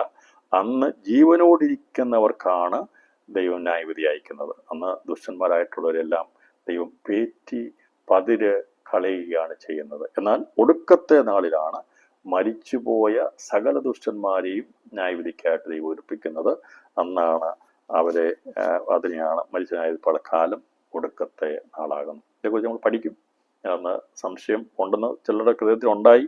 അതുകൊണ്ടാണ് അത് ക്ലാരിഫൈ ചെയ്തു പോയത്. എനിക്കറിയാം, എനിക്ക് സെൻസ് ചെയ്യാൻ പറ്റും. നിങ്ങളെ കാണുന്നില്ലെങ്കിലും ഇത് പറഞ്ഞു പോകുമ്പോൾ തന്നെ ഇന്ന സംശയങ്ങളൊക്കെ അന്നേരം തന്നെ പെട്ടെന്ന് ഹൃദയത്തിൽ മുളച്ചു വരുന്നത് എനിക്കറിയാം. അപ്പം ഇതിനു മുമ്പ് ഞാൻ മരിച്ചവരെ ന്യായം വിധിക്കത്തില്ലേ, അതിനു മുമ്പ് നരകത്തിൽ തള്ളിയിടുന്നില്ലേ എന്നൊക്കെ ചിന്തിക്കും അല്ലേ. നരകത്തിൽ തള്ളിയിടും, അതേക്കുറിച്ച് നമ്മൾ ചിന്തിക്കുന്നുണ്ട്, പഠിക്കും, മനസ്സിലാകുക. മരിച്ചവരെ ന്യായം വിധിക്കുന്നത്, മരിച്ചുപോയവരെ ന്യായം വിധിക്കുന്നത് അവരുടെ ഒടുക്കത്തെ നാളിലാണ്. പുനരുത്ഥാനം കൊടുത്താണ് നിത്യനരകാഗ്നിയിലേക്ക് തള്ളിക്കളയുന്നതാണ് ഒടുക്കത്തെ നാൾ. ദൈവത്തിൻ്റെ ദാസന്മാരായ പ്രവാചകന്മാർക്കും വിശുദ്ധന്മാർക്കും ചെറിയവരും വലിയവരുമായി അവരുടെ ഭക്തന്മാർക്കും പ്രതിഫലം കൊടുക്കാനുള്ള കാലം കുഞ്ഞാടിൻ്റെ കല്യാണ നാളിലാണ്. കുഞ്ഞാടിൻ്റെ കല്യാണ നാളിലാണ് അവർക്ക് പ്രവാചകന്മാർക്കും വിശുദ്ധന്മാർക്കും ചെറിയവരും വലിയവരും അവരുടെ ഭക്തന്മാർക്കും പ്രതിഫലം കൊടുക്കാനുള്ള കാലം. പ്രതിഫലം കൊടുക്കും. നമ്മൾ ഈ പ്രതിഫലത്തിന് വേണ്ടി കാത്തിരിക്കുന്നതല്ല. പ്രതിഫലം അവർക്കാണ് കൊടുക്കുന്നത്. നമ്മളോട് കൂടിയാ പ്രതിഫലം കൊടുക്കുന്നത് അല്ലേ. ഗിഫ്റ്റ് കൊടുക്കുന്നത് മണവാളനും മണവാട്ടിയും കൂടിയാണ് കൊടുക്കുന്നത്. ചിലർ പ്രതിഫലം വാങ്ങിക്കേണ്ടിയിരിക്കുന്നവരാണ്. എന്നാൽ ഞാൻ പഠിപ്പിക്കുന്നത് നമ്മൾ പ്രതിഫലം കൊടുക്കാനുള്ളവരാണ്. കുഞ്ഞാട് കൊടുക്കുന്ന പ്രതിഫലം കൊടുക്കുമ്പോൾ അവനോട് കൂടെ അവൻ്റെ മണവാട്ടിയുണ്ട്. നമ്മൾ കല്യാണ സദ്യക്ക് പങ്കെടുക്കാനും കല്യാണത്തിൽ പങ്കെടുക്കാനും വേണ്ടിയുള്ളവരല്ല. കല്യാണത്തിലെ കുഞ്ഞാടിൻ്റെ മണവാട്ടി ആണ്. ഇവിടെ ദൈവത്തിൻ്റെ ദാസന്മാരായ പ്രവാചകന്മാർക്കും വിശുദ്ധന്മാർക്കും ഇവിടെ അപ്പോസ്തലന്മാരെന്ന് പറഞ്ഞിട്ടില്ല. അപ്പോസ്തല പദവി എന്നുള്ളത് കുഞ്ഞാടിൻ്റെ മണവാട്ടി സഭയെ വെളിപ്പെടുത്തുന്നത്. ഇതൊക്കെ വളരെ മർമ്മമായിട്ട് രേഖപ്പെടുത്തിയിരിക്കുന്നത്. അപ്പോൾ ഇവിടെ പ്രവാചകന്മാർക്കും വിശുദ്ധന്മാർക്കും ഒക്കെ അവർക്ക് കല്യാണത്തിൽ പങ്കെടുക്കാനും തോഴന്മാരായി തീരാനും കല്യാണ സ്ഥിതിക്ക് പങ്കെടുക്കാനുള്ള ഭാഗ്യം ചെറിയവരും വലിയവരുമായ അവൻ്റെ ഭക്തന്മാർക്ക് ലഭിക്കുന്നുണ്ട്. പ്രതിഫലം കിട്ടുന്നുണ്ട്. പട്ടണങ്ങളെ ഭരിക്കാനുള്ള പ്രതിഫലമൊക്കെ കൊടുക്കുന്നത് കുഞ്ഞാടിൻ്റെ കല്യാണ നാൾ കഴിഞ്ഞിട്ട് കുഞ്ഞാടിൻ്റെ കല്യാണ സദ്യയോടുള്ള ബന്ധത്തിന് ശേഷമാണ് പ്രതിഫലം കൊടുക്കുന്നതാണ് കുഞ്ഞാടിൻ്റെ കല്യാണ നാൾ. അപ്പോൾ കുഞ്ഞാടിൻ്റെ കല്യാണ നാളിലാണ് ദൈവദാസന്മാർ പ്രവാചകന്മാർ വിശുദ്ധന്മാർക്കും ചെറിയവരും വലിയവരുമായ ഭക്തന്മാർക്കും പ്രതിഫലം കൊടുക്കാനുള്ള കാലം. അപ്പം അന്ന് അതിനുള്ള ഭാഗ്യം ലഭിക്കും. കുഞ്ഞാടിൻ്റെ കല്യാണ സദ്യക്ക് ക്ഷണിക്കപ്പെട്ടവർ ഭാഗ്യവാന്മാർ പറയുന്ന ഭൂമിയിലുള്ളവരെ കുറിച്ചാണ് പറഞ്ഞിരിക്കുന്നത്. ഭൂമിയെ നശിപ്പിക്കാനുള്ള കാലം മനുഷ്യപുത്രൻ വെളിപ്പെടുന്ന ക്രോധ ദിവസമാണ്. ഭൂമിയെ നശിപ്പിക്കാനുള്ള കാലം. അന്നാണ് ദൈവത്തിന് വലുതും ഭയങ്കരമായുള്ള ദിവസം വെളിപ്പെടുന്നത്. മനുഷ്യപുത്രൻ വെളിപ്പെടുന്നത് ഭൂമിയെ നശിപ്പിപ്പാണ് കാലം. ആരാ ഭൂമിയെ നശിപ്പിക്കുന്നത്? ഇത് ക്രിസ്തുവും കള്ളപ്രവാചകനും കൂടിയാണ്. അതുപോലെ ഇന്നത്തെ അനാവശ്യമായിട്ടുള്ള കണ്ടുപിടുത്തങ്ങളിലൂടെയൊക്കെ മനുഷ്യൻ്റെ നാശത്തിനുള്ള കാര്യങ്ങളെ ശേഖരിച്ചു വയ്ക്കുന്നതിനെ മുഴുവനും പലരും പറയാറുണ്ടല്ലോ, ഭൂമിയെ മുഴുവൻ നശിപ്പിച്ച് കളയുമെന്ന്. പക്ഷേ മനുഷ്യ, നിന്റെ അണുവായുധങ്ങൾ കൊണ്ടൊന്നും നശിപ്പിക്കാൻ കഴിയത്തില്ല. അതിനു മുമ്പ് നിന്നെ നശിപ്പിക്കാൻ വേണ്ടിയാ എൻ്റെ യേശു വരാൻ പോകുന്നത്. മനുഷ്യവംശത്തെ മുഴുവനും വേണമെങ്കിൽ ഇല്ലാതാക്കി കളയുന്നത്. ഞങ്ങൾ ഒരണുബോംബ് ഇട്ടാൽ എല്ലാം തീരുമെന്ന് പറയും അല്ലേ, എല്ലാം തീരുമെന്ന് പറയും. പക്ഷെ നടക്കത്തില്ല. അവിടെ പറഞ്ഞ മനുഷ്യരെ നശിപ്പിക്കാൻ, ഭൂമിയെ നശിപ്പിക്കുന്നവരെ നശിപ്പാനുള്ള കാലം വരുന്നു. ഭൂമിയെ നശിപ്പിക്കുന്നവരെ നശിപ്പാനുള്ള കാലം. ഭൂമിക്കുള്ള നാശത്തെക്കുറിച്ച് നമുക്കറിയാം. ഭൂമിക്ക് വരുന്ന നാശം ആരാ വരുത്തുന്നത് നമുക്കറിയാം. അപ്പം അവരെ നശിപ്പാനുള്ള കാലം വരുന്നത് മനുഷ്യത്വം വെളിപ്പെടുന്ന ക്രോധ ദിവസമാണ്. പിന്നെ കർത്താവിടെ 1000 ആണ്ട് വാഴ്ന്നു കഴിഞ്ഞാൽ പിന്നെ ഇന്നത്തെ ഒരു പരിപാടി നടക്കത്തില്ല. പിന്നീട് നശിപ്പിക്കാനും കഴിയത്തില്ല. നാശകൻ്റെ പരിപാടി ഉണ്ടാകത്തില്ല. പിന്നീട് 1000 ആണ്ട് വാഴ്ച കഴിഞ്ഞ് കുറച്ചാളൊക്കെ അഴിച്ചുവിടുമ്പോൾ ഇവിടെ നശിപ്പിക്കാനുള്ള സമയമൊന്നുമില്ല. ജാതികളെ വശീകരിച്ച് ഗോകുമത്തിന് കൂട്ടാനേ സമയമുള്ളെന്ന് ആകാശത്ത് ഇറങ്ങിയില്ലാതായി തീരുകയും ചെയ്യും. അതുകൊണ്ട് മനുഷ്യർ ഭൂമിയെ നശിപ്പാട് കാലം എന്ന് പറഞ്ഞ മനുഷ്യപുത്രൻ വെളിപ്പെടുന്ന കാലമാണ്. അപ്പോൾ 7 ദിവസങ്ങളെ കുറിച്ച് ഇന്ന് രാത്രി മനസ്സായി. അത് ഇവിടെ പറഞ്ഞ നമ്മുടെ ലോകരാജ്യത്ത് നമ്മുടെ കർത്താവിനും അവൻ്റെ ക്രിസ്തുവിനുമായി തീർന്ന സേനാ ദിവസമാണ്. അവൻ എന്നേക്കും വാഴുന്നത് ഉണ്ടാക്കുവാനുള്ള ദിവസമാണ്. മഹാശക്തി ധരിച്ച് വാഴുന്നത് കൂടാര പെരുന്നാളുടെ ബന്ധത്തിൽ 1000 ആണ്ട് വാഴ്ചയാണ്. ജാതികളുടെ കോപവും അതിന്മേൽ സർവ്വശക്തനായ ദൈവത്തിന്റെ കോപവും വരുന്ന കാലം പ്രതികാര ദിവസമാണ്. മരിച്ചവരെ ന്യായം വിധിപ്പാനുള്ള കാലം ഒടുക്കത്തെ നാളാകുന്നു. ദൈവത്തിന്റെ ദാസന്മാരായ പ്രവാചകന്മാർക്കും വിശുദ്ധന്മാർക്കും ചെറിയ വലിയവനായ അവന്റെ ഭക്തന്മാർക്കും പ്രതിഫലം കൊടുപ്പാനുള്ള കാലം കുഞ്ഞാണ്ട് കല്യാണ നാളാണ്. ഭൂമിയെ നശിപ്പാനുള്ള കാലം മനുഷ്യപുത്രൻ വെളിപ്പെടുന്ന ക്രോധ ദിവസമാണ്. ഇതെങ്ങനെ വ്യാഖ്യാനിച്ചെടുത്തു എന്ന് നിങ്ങൾ ചോദിക്കരുത്. ദൈവകൃപയാൽ ഈ പുസ്തകം വായിച്ചപ്പോൾ രേഖപ്പെടുത്തിയിരിക്കുന്ന കാര്യങ്ങളെക്കുറിച്ചുള്ള എന്തായിരിക്കുമെന്ന് ദൈവാത്മാവോട് ചോദിച്ചപ്പോൾ അന്ന് ദൈവത്തിൻ്റെ ആത്മാവ് വെളിപ്പെടുത്തി തന്ന കാര്യങ്ങളാണ് ഇവിടെ രേഖപ്പെടുത്തിയിരിക്കുന്നത്. ഇതൊരിക്കലും ദുരുപദേശമോ തെറ്റായിട്ടുള്ള വ്യാഖ്യാനങ്ങളോ അല്ല. ഇതൊന്നും പഠിച്ചു കഴിഞ്ഞാൽ ഒരു വ്യക്തി പോലും വിശ്വാസം പോകത്തില്ല. ഞാൻ പറയട്ടെ, ഇതുവരെ പഠിച്ച വെളിപ്പാട് പുസ്തകത്തിന്റെ വ്യാഖ്യാനത്തിന് മറ്റുള്ള ഇതര പുസ്തകങ്ങളുടെ വ്യാഖ്യാനം വ്യത്യസ്തമായിട്ടാണ് പഠിപ്പിച്ചെങ്കിൽ ഈ പഠിച്ചുകൊണ്ട് ആരെങ്കിലും ദുരുപദേശമോ ആരെങ്കിലും നശിച്ചു പോകുന്നതായിട്ടുള്ള എന്തെങ്കിലും കാര്യങ്ങളോ പഠിപ്പിച്ചിട്ടുണ്ടോ? ഇവിടെ രേഖപ്പെടുത്തിയിരിക്കുന്ന 11-ാം അധ്യായത്തിൽ പറഞ്ഞിരിക്കുന്ന 15 മുതൽ 18 വരെയുള്ള വാക്യങ്ങളെ എടുത്ത് വ്യാഖ്യാനിച്ച് അതിൽ അടങ്ങിയിരിക്കുന്ന 7 ദിവസങ്ങളാണെന്ന് വെളിപ്പെടുത്തുന്നത് ദുരുപദേശമല്ല. അതുകൊണ്ട് ആർക്കും ഒരു തെറ്റ് പറ്റത്തില്ല, ആർക്കും ഒരു ദോഷം വരത്തില്ല. എന്നാലിത് വെളിപ്പെടുത്തുമ്പോൾ മറിഞ്ഞിരിക്കുന്ന കാര്യങ്ങളാണ് എന്ന് ഓർത്തുകൊണ്ട് ദൈവത്തിന് സ്തോത്രം ചെയ്യുവാൻ എത്ര പേർ കഴിയും? അതാണ് ദൈവം ആഗ്രഹിക്കുന്നത്. അതല്ലാതെ ഇതെങ്ങനെ കിട്ടി, ഇതെങ്ങനെ പഠിപ്പിക്കാൻ കഴിയുമോ എന്നൊക്കെയുള്ള ചിന്തയോടെയാണ് ഇരിക്കുന്നെങ്കിൽ അങ്ങനെയുള്ളവരോട് ഞാൻ കൈകൂപ്പി ഞാൻ അവരോട് മാപ്പ് പറയുന്നു. നിങ്ങൾ പഠിക്കേണ്ട, ഇത് രേഖപ്പെടുത്തിയിരിക്കുന്നത് ഈ വിഷയങ്ങളാണെന്നുള്ളത് തുടർന്നുള്ള പഠനത്തിൽ നിന്ന് മനസ്സിലാക്കിയെടുക്കാൻ സാധിക്കും. അപ്പോൾ ഇത് ദൈവാത്മാവിൽ ഈ പുസ്തകം എഴുതിയപ്പോൾ ഇതൊക്കെ എന്താണെന്നുള്ള ചോദ്യങ്ങൾ ദൈവത്തോട് ചോദിച്ചപ്പോൾ ദൈവം നീണ്ട ദിവസങ്ങളുള്ള ബന്ധത്തിൽ ഓരോന്നോരോന്നായി വെളിപ്പെടുത്തിയതാണ്. അതാണ് ഇപ്പോൾ നമ്മൾ പഠന വിഷയമാക്കുന്നത്.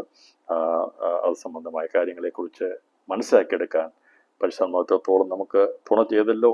ഇതെല്ലാം പൂർണ്ണമാണെന്നോ കൃത്യമാണെന്നോ ഒന്നും അവകാശപ്പെടുന്നില്ല. പക്ഷേ നമുക്ക് മനസ്സിലാകാവുന്ന രീതിയിൽ കാര്യങ്ങളെ പരിശുദ്ധാത്മാവ് വെളിപ്പെടുത്തി നൽകുമ്പോൾ അത് യോജിച്ചു പോകാവുന്ന കാര്യങ്ങളാണ്. അതല്ലാതെ ആരെയും തെറ്റിച്ച് കളയുന്ന കാര്യങ്ങളല്ല എന്നുള്ളത് ഉറപ്പുള്ളത് കൊണ്ടാണ് ഇത് പുസ്തക രൂപത്തിൽ എഴുതുകയും പഠിപ്പിക്കുകയും ചെയ്തുകൊണ്ടിരിക്കുന്നത്. അപ്പോൾ അതുകൊണ്ട് അതിൻ്റെ അകത്ത് സത്യസന്ധമായ വെളിപ്പെടുത്തലായതുകൊണ്ട് ഇത് പഠിക്കും തോറും നമ്മുടെ ഉള്ളിൽ ദൈവസ്നേഹവും ദൈവത്തിൻ്റെ വചനത്തോടുള്ള സ്നേഹവും വർദ്ധിക്കുകയും ചെയ്യുമെന്നുള്ളത് നിശ്ചയമായിട്ടും അങ്ങനെ ഒരു ഉണർവ് ചിന്ത ഉള്ളത് കൊണ്ടാണ് ഇതിനെ വളരെ ധൈര്യത്തോടെ പഠിപ്പിക്കുന്നത്. പ്രിയപ്പെട്ടവരെ, ഇപ്പം ഇവിടെ പ്രതിപാദിച്ചിരിക്കുന്ന വസ്തുതകളിൽ നിന്ന് 7 ദിവസങ്ങളെക്കുറിച്ചുള്ള വ്യക്തതയാണ് നമുക്ക് ലഭിച്ചത്. അവ ഓരോന്നും നിറവേറപ്പെടുന്ന സംഭവക്രമത്തിലൊന്ന് നമ്മളതിനെ എഴുതിയിട്ടാണ് നമ്മൾ പഠിക്കാൻ പോകുന്നത്. തുടർന്ന് നമ്മൾ ചിന്തിക്കാൻ പോകും. ഇന്ന് രാത്രി അതിനെ സംഭവക്രമത്തിലൊന്ന് രേഖപ്പെടുത്തി ക്ലാസ് അവസാനിപ്പിക്കും. നാളെ മുതൽ ഈ പറയുന്ന 7 ദിവസങ്ങളുള്ള ബന്ധത്തിലായിരിക്കും തുടർന്ന് വെളിപ്പാട് പുസ്തകം പഠിക്കാൻ സാധിക്കുന്നത്. വെളിപ്പാട് പുസ്തകം പഠിക്കാൻ എളുപ്പമല്ലേ? ഇനി ഇങ്ങനെ പഠിച്ചു കഴിഞ്ഞാൽ വളരെ എളുപ്പമായിരിക്കും. അപ്പോൾ അതിൻ്റെ പ്രാരംഭത്തിൽ നടക്കാൻ പോകുന്നത് ഇനി 7 ക്രോധകലശം കഴിഞ്ഞാൽ 7 ഇടിനാഥ്യമാകുന്ന 7 കാര്യങ്ങളാണ്. അതിൽ കർത്താവ് പറഞ്ഞു മർമ്മം മഗതിയം ബാബിലോനെ ദൈവം ഓർത്തെന്നുള്ളത്. അപ്പോൾ അതിനായി ഇപ്പം മഗതിയം ബാബിലോന്റെ ന്യായവിധിയാണ് പ്രതികാര ദിവസമുള്ള ബന്ധത്തിൽ നടക്കാൻ പോകുന്നത്. അതേക്കുറിച്ചാണ് വെളിപ്പാട് പുസ്തകം 17-18 അധ്യായങ്ങളുടെ ബന്ധത്തിൽ നാം ചിന്തിക്കുന്നത്. സേനാ ദിവസം സ്വർഗത്തിൽ കുഞ്ഞാടാൻ ദൈവം തൻ്റെ രാജ്യത്വം ഏറ്റെടുക്കുന്നതാണ്. അതിനു മുമ്പായി സകലവിശുദ്ധന്മാരോട് എത്തും. സേനാ ദിവസത്തെക്കുറിച്ച് സങ്കീർത്തനം 110 പറഞ്ഞിട്ടുണ്ട്. നിന്റെ സേനാ ദിവസത്തിൽ കുറിച്ച് പറഞ്ഞിട്ടുണ്ട്. സേനാ ദിവസം നടക്കുന്ന കാര്യങ്ങൾ എന്താണ്? സേനാ ദിവസം എന്ന് പറഞ്ഞാൽ കർത്താവിനെ രാജാവായി, യേശു ക്രിസ്തുവിന്റെ രാജാവായിട്ട് വാഴിക്കുന്നതാണ് സേനാ ദിവസം. കല്യാണ നാൾ നമുക്ക് എല്ലാവർക്കും അറിയാം.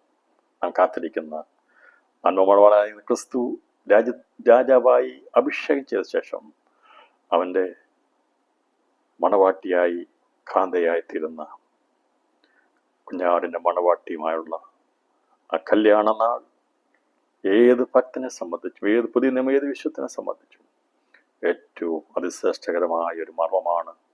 ആ കല്യാണ നാളിലേക്ക് ഭാഗ്യം ലഭിച്ചവരെ ഓർത്ത് ദൈവത്തിന് സ്തോത്രം ചെയ്യുന്നു.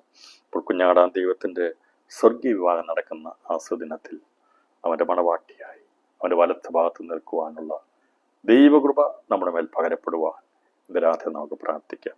4-ാമത്തെ ദിവസം മനുഷ്യപുത്രൻ വെളിപ്പെടുന്ന ക്രോധ ദിവസമാണ്. മഹത്വ പ്രത്യക്ഷതയിൽ മഹാരാജാവാം ദൈവം രാജാക്കന്മാരെ തകർത്ത് കളയാൻ വേണ്ടി ലോകത്തിലേക്ക് പ്രത്യക്ഷപ്പെടും. അവനോടുകൂടി അവൻ്റെ മണവാട്ടിയും അവൻ്റെ സകല പരിവാരങ്ങളും ഉണ്ടായിരിക്കും. 1000 ആണ്ടത്തെ ഒടുക്കത്തെ നാളാണ്. അതിനുശേഷമാണ് നടക്കേണ്ടുന്നത് കൂടാരപ്പെരുന്നാളാണ്.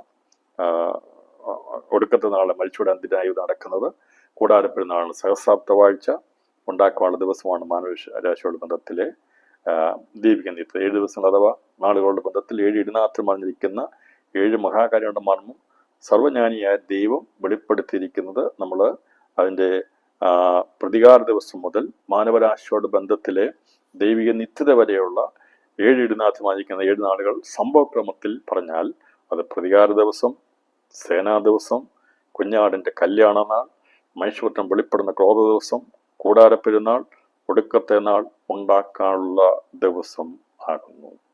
രാത്രിയിൽ സമയം മുമ്പോട്ട് പോയതുകൊണ്ട് ഞാൻ ക്ലാസ് അവസാനിപ്പിക്കുന്നു. അപ്പോൾ 7 ഇടിനാഥത്തിൽ ദൈവം മറച്ചു വെച്ചിരുന്ന മഹാകാര്യങ്ങളാണ്.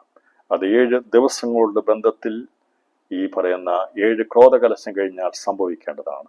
7 മുദ്ര, 7 കാകളം, 7 ക്രോധകലശം, 7 ഇടിനാദം. ദൈവവചന വെളിപ്പാട് പുസ്തക ഭാവികാല സംഭവങ്ങൾ പഠനത്തിന്റെ അവസാന ഭാഗത്തേക്ക് എത്തുകയാണ്. ഈ 7 ദിവസങ്ങളോട് ബന്ധത്തിൽ നടക്കുന്ന സംഭവങ്ങളെ കുറിച്ചാണ് തുടർന്ന് 17-ാം അധ്യായം മുതൽ രേഖപ്പെടുത്തിയിരിക്കുന്നത്. 17-ാം അധ്യായത്തിൽ രേഖപ്പെടുത്തിയിരിക്കുന്ന വിഷയങ്ങൾ 3-ാമത്തെ ആത്മവിശുദ്ധിയിൽ യോഹന്നാനുണ്ടാകുന്ന കാര്യങ്ങളാണ്. അതേക്കുറിച്ച് നമ്മൾ ചിന്തിക്കും. ഇപ്പം നമ്മൾ 7 ഇടിനാഥം മഞ്ഞിരിക്കുന്ന 7 ദിവസങ്ങൾ ആരും മറന്നു കളയരുത്, കാണാതെ പഠിച്ചു വെക്കണം. നാളെ ദൈവം ഞാൻ ചോദിക്കും. അപ്പോൾ അത് പറയാൻ സന്നദ്ധരായിരിക്കേണ്ട ഭാഗം ഒന്നുകൂടെ വായിച്ചു നോക്കിയിട്ട് അതേക്കുറിച്ച് എന്തെങ്കിലും സംശയം ഉണ്ടെങ്കിൽ ചോദിക്കാം. പ്രതികാര ദിവസം, സേനാ ദിവസം, കുഞ്ഞാടിൻ്റെ കല്യാണ നാൾ, മനുഷ്യപുത്രൻ വെളിപ്പെടുന്ന ക്രോധ ദിവസം, കൂടാരപ്പെരുന്നാൾ, ഒടുക്കത്തെ നാൾ, ഉണ്ടാക്കാനുള്ള ദിവസം.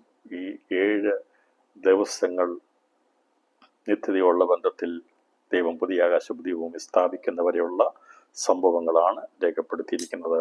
പ്രതികാര ദിവസം അത് കഴിഞ്ഞു കഴിഞ്ഞാൽ സേനാ ദിവസമാണ്. സേനാ ദിവസം കഴിഞ്ഞാൽ കുഞ്ഞാടിൻ്റെ കല്യാണ നാൾ വരും. മനുഷ്യപുത്രൻ വെളിപ്പെടുന്ന 2-ാമത്തെ മഹത്വ പ്രത്യക്ഷത, കൂടാരപ്പെരുന്നാൾ, ഒടുക്കത്തെ നാൾ, ഉണ്ടാക്കാനുള്ള ദിവസം. രാത്രി കണ്ണടയ്ക്കാൻ നമുക്ക് പ്രാർത്ഥിക്കാം. കർത്താവിൻ്റെ കരങ്ങളിൽ ഏൽപ്പിക്കാം. ദൈവത്തിൻ്റെ വചനം മർമ്മമായി രേഖപ്പെടുത്തിയിരിക്കുന്നത് അത് വളരെ ലളിതമായ രീതിയിൽ സാധാരണ ഒരു മനുഷ്യർക്ക് മനസ്സിലാകാവുന്ന രീതിയിൽ ദൈവത്തെ വിഷമ വെളിപ്പെടുത്തി തന്നിരിക്കുമ്പോൾ തുടർന്നുള്ള പഠനത്തിന് ആവശ്യമായ കാര്യങ്ങളെ കഥ വെളിപ്പെടുത്തിയതിനായി ദൈവത്തിൻ്റെ രാത്രിയിൽ സ്തോത്രം ചെയ്യാം. കഥാനെ മഹത്വപ്പെടുത്താം. ഞാൻ വിശ്വസിക്കുന്നു ഈ രീതിയിൽ തുടർന്നുള്ള ഭാഗം കൂടി പഠിച്ചാൽ നമുക്ക് സങ്കീർണമായിരിക്കത്തില്ല. ഓരോ കാര്യങ്ങൾ 17 മുതലുള്ള അധ്യായങ്ങൾ പഠിച്ചെടുക്കാൻ സാധിക്കും. ഇതുവരെയും നമുക്ക് പഠിക്കാൻ കൃപ തന്ന കർത്താവ് ബാക്കിയുള്ള കാര്യങ്ങളെ മനസ്സിലാക്കി തരും എന്നുള്ള ഉത്തമ വിശ്വാസത്തോടെ ഇന്നത്തെ ക്ലാസ്സിന് വിരാമിടുന്നു. ഏറ്റവും അതിപ്രധാനമായിട്ടുള്ളത് പ്രധാന മധ്യാകാശ പ്രത്യക്ഷയിൽ നാം എടുക്കപ്പെട്ട ശേഷമായി കുഞ്ഞാടിൻ്റെ കല്യാണ നാളിൽ അവനോട് നാം ഒന്നായി ചേരും. ഇന്ന് രാത്രിയിൽ ആ ഒരു പ്രത്യാശയോടെ കകളം ധ്വനിക്കുമ്പോൾ ഇവിടുന്ന് എടുക്കപ്പെടണം. അതെ, പ്രതികാര ദിവസവും എല്ലാം കഴിഞ്ഞ് സേനാ ദിവസത്തിൽ അവൻ രാജാവാകുന്നത് നമുക്ക് കാണുവാൻ സാധിക്കും. എന്തിനാ അവൻ രാജാവായിത്തീരുന്നത്? മുൾമുടി ഏന്തിയവൻ അവൻ രാജാവായി പൊൻകിരീടം ധരിക്കുമ്പോൾ അവനോടുകൂടെ പൊൻകിരീടധാരികളായി അവൻ്റെ മണവാട്ടിയായി തീരുവാൻ ഭാഗ്യം ലഭിച്ച ദൈവജനം സന്തോഷത്തോടെ എന്ന് കടന്നുറങ്ങുവാൻ രാത്രി കിടക്കുന്നതിന് മുമ്പ് പറയണം, എനിക്ക് വേണ്ടി ദൈവം ഒരുക്കിയിരിക്കുന്ന ഭാഗ്യപദവി എത്ര വലുതാണ്. അത് നമ്മുടെ തലമുറകളുടെ മേൽ നമുക്ക് ലഭിപ്പാൻ ദൈവങ്ങളെ ഏൽപ്പിക്കാം. അതുകൊണ്ട് നമ്മുടെ ഭൂമിയിലെ ജീവിതം കഷ്ടവും സങ്കടവും നിരാശയൊക്കെ നിറഞ്ഞാണെങ്കിലും ആ കഷ്ടതയിലും നാം കാണുന്നത്, നാം ആനന്ദിക്കുന്നത്, അത് ഈ പരീക്ഷകളിൽ ദൈവം നമ്മളെ പൊന്നുപോലെ വെളിയിൽ കൊണ്ടുവന്ന് അവനോടുകൂടെ ശോഭയുള്ളവരായി അവൻ്റെ മണവാട്ടിയെ തീരുവാൻ ദൈവത്തിൻ്റെ പരിശുദ്ധാത്മാവ് ക്രമീകരിക്കുന്ന ദൈവിക പദ്ധതികൾക്കായി സ്തോത്രം ചെയ്യാം. എത്ര പേർ വിശ്വസിക്കുന്നു ഇതൊക്കെ സംഭവിക്കുമ്പോൾ അവനോടുകൂടെ ഞാനും കാണും, അവൻ്റെ മണവാട്ടിയായി അവനോടുകൂടെ ചേരുവാനുള്ള ഭാഗ്യം എനിക്കും പരിശുദ്ധാത്മാവ് തന്നിട്ടുണ്ട്, എൻ്റെ തലമുറയ്ക്ക് തന്നിട്ടുണ്ട്. അതിനുവേണ്ടി ജീവിതത്തെ സമർപ്പിക്കുന്ന രാത്രിയിൽ സമ്മതിച്ചുകൊണ്ട് ദൈവങ്ങളെ ഏൽപ്പിക്കാൻ കർത്താവ് ഈ വചനങ്ങളാൽ കർത്താവ് നമ്മെ സഹായിക്കട്ടെ. ബാക്കിയുള്ള ഭാഗങ്ങൾ ദൈവച്ചാൽ തോന്നുള്ള പഠനങ്ങളിൽ ദൈവം നമ്മളെ സഹായിക്കും. പ്രാർത്ഥന ഓർക്കണമേ എന്ന് വിനീതമായി അപേക്ഷിച്ചുകൊണ്ട് വാക്കുകൾക്ക് വിരാമം കുറിക്കുന്നു. കർത്താവ് നമ്മെ ഏവരെയും ധാരാളമായി അനുഗ്രഹിക്കുമാറാകട്ടെ.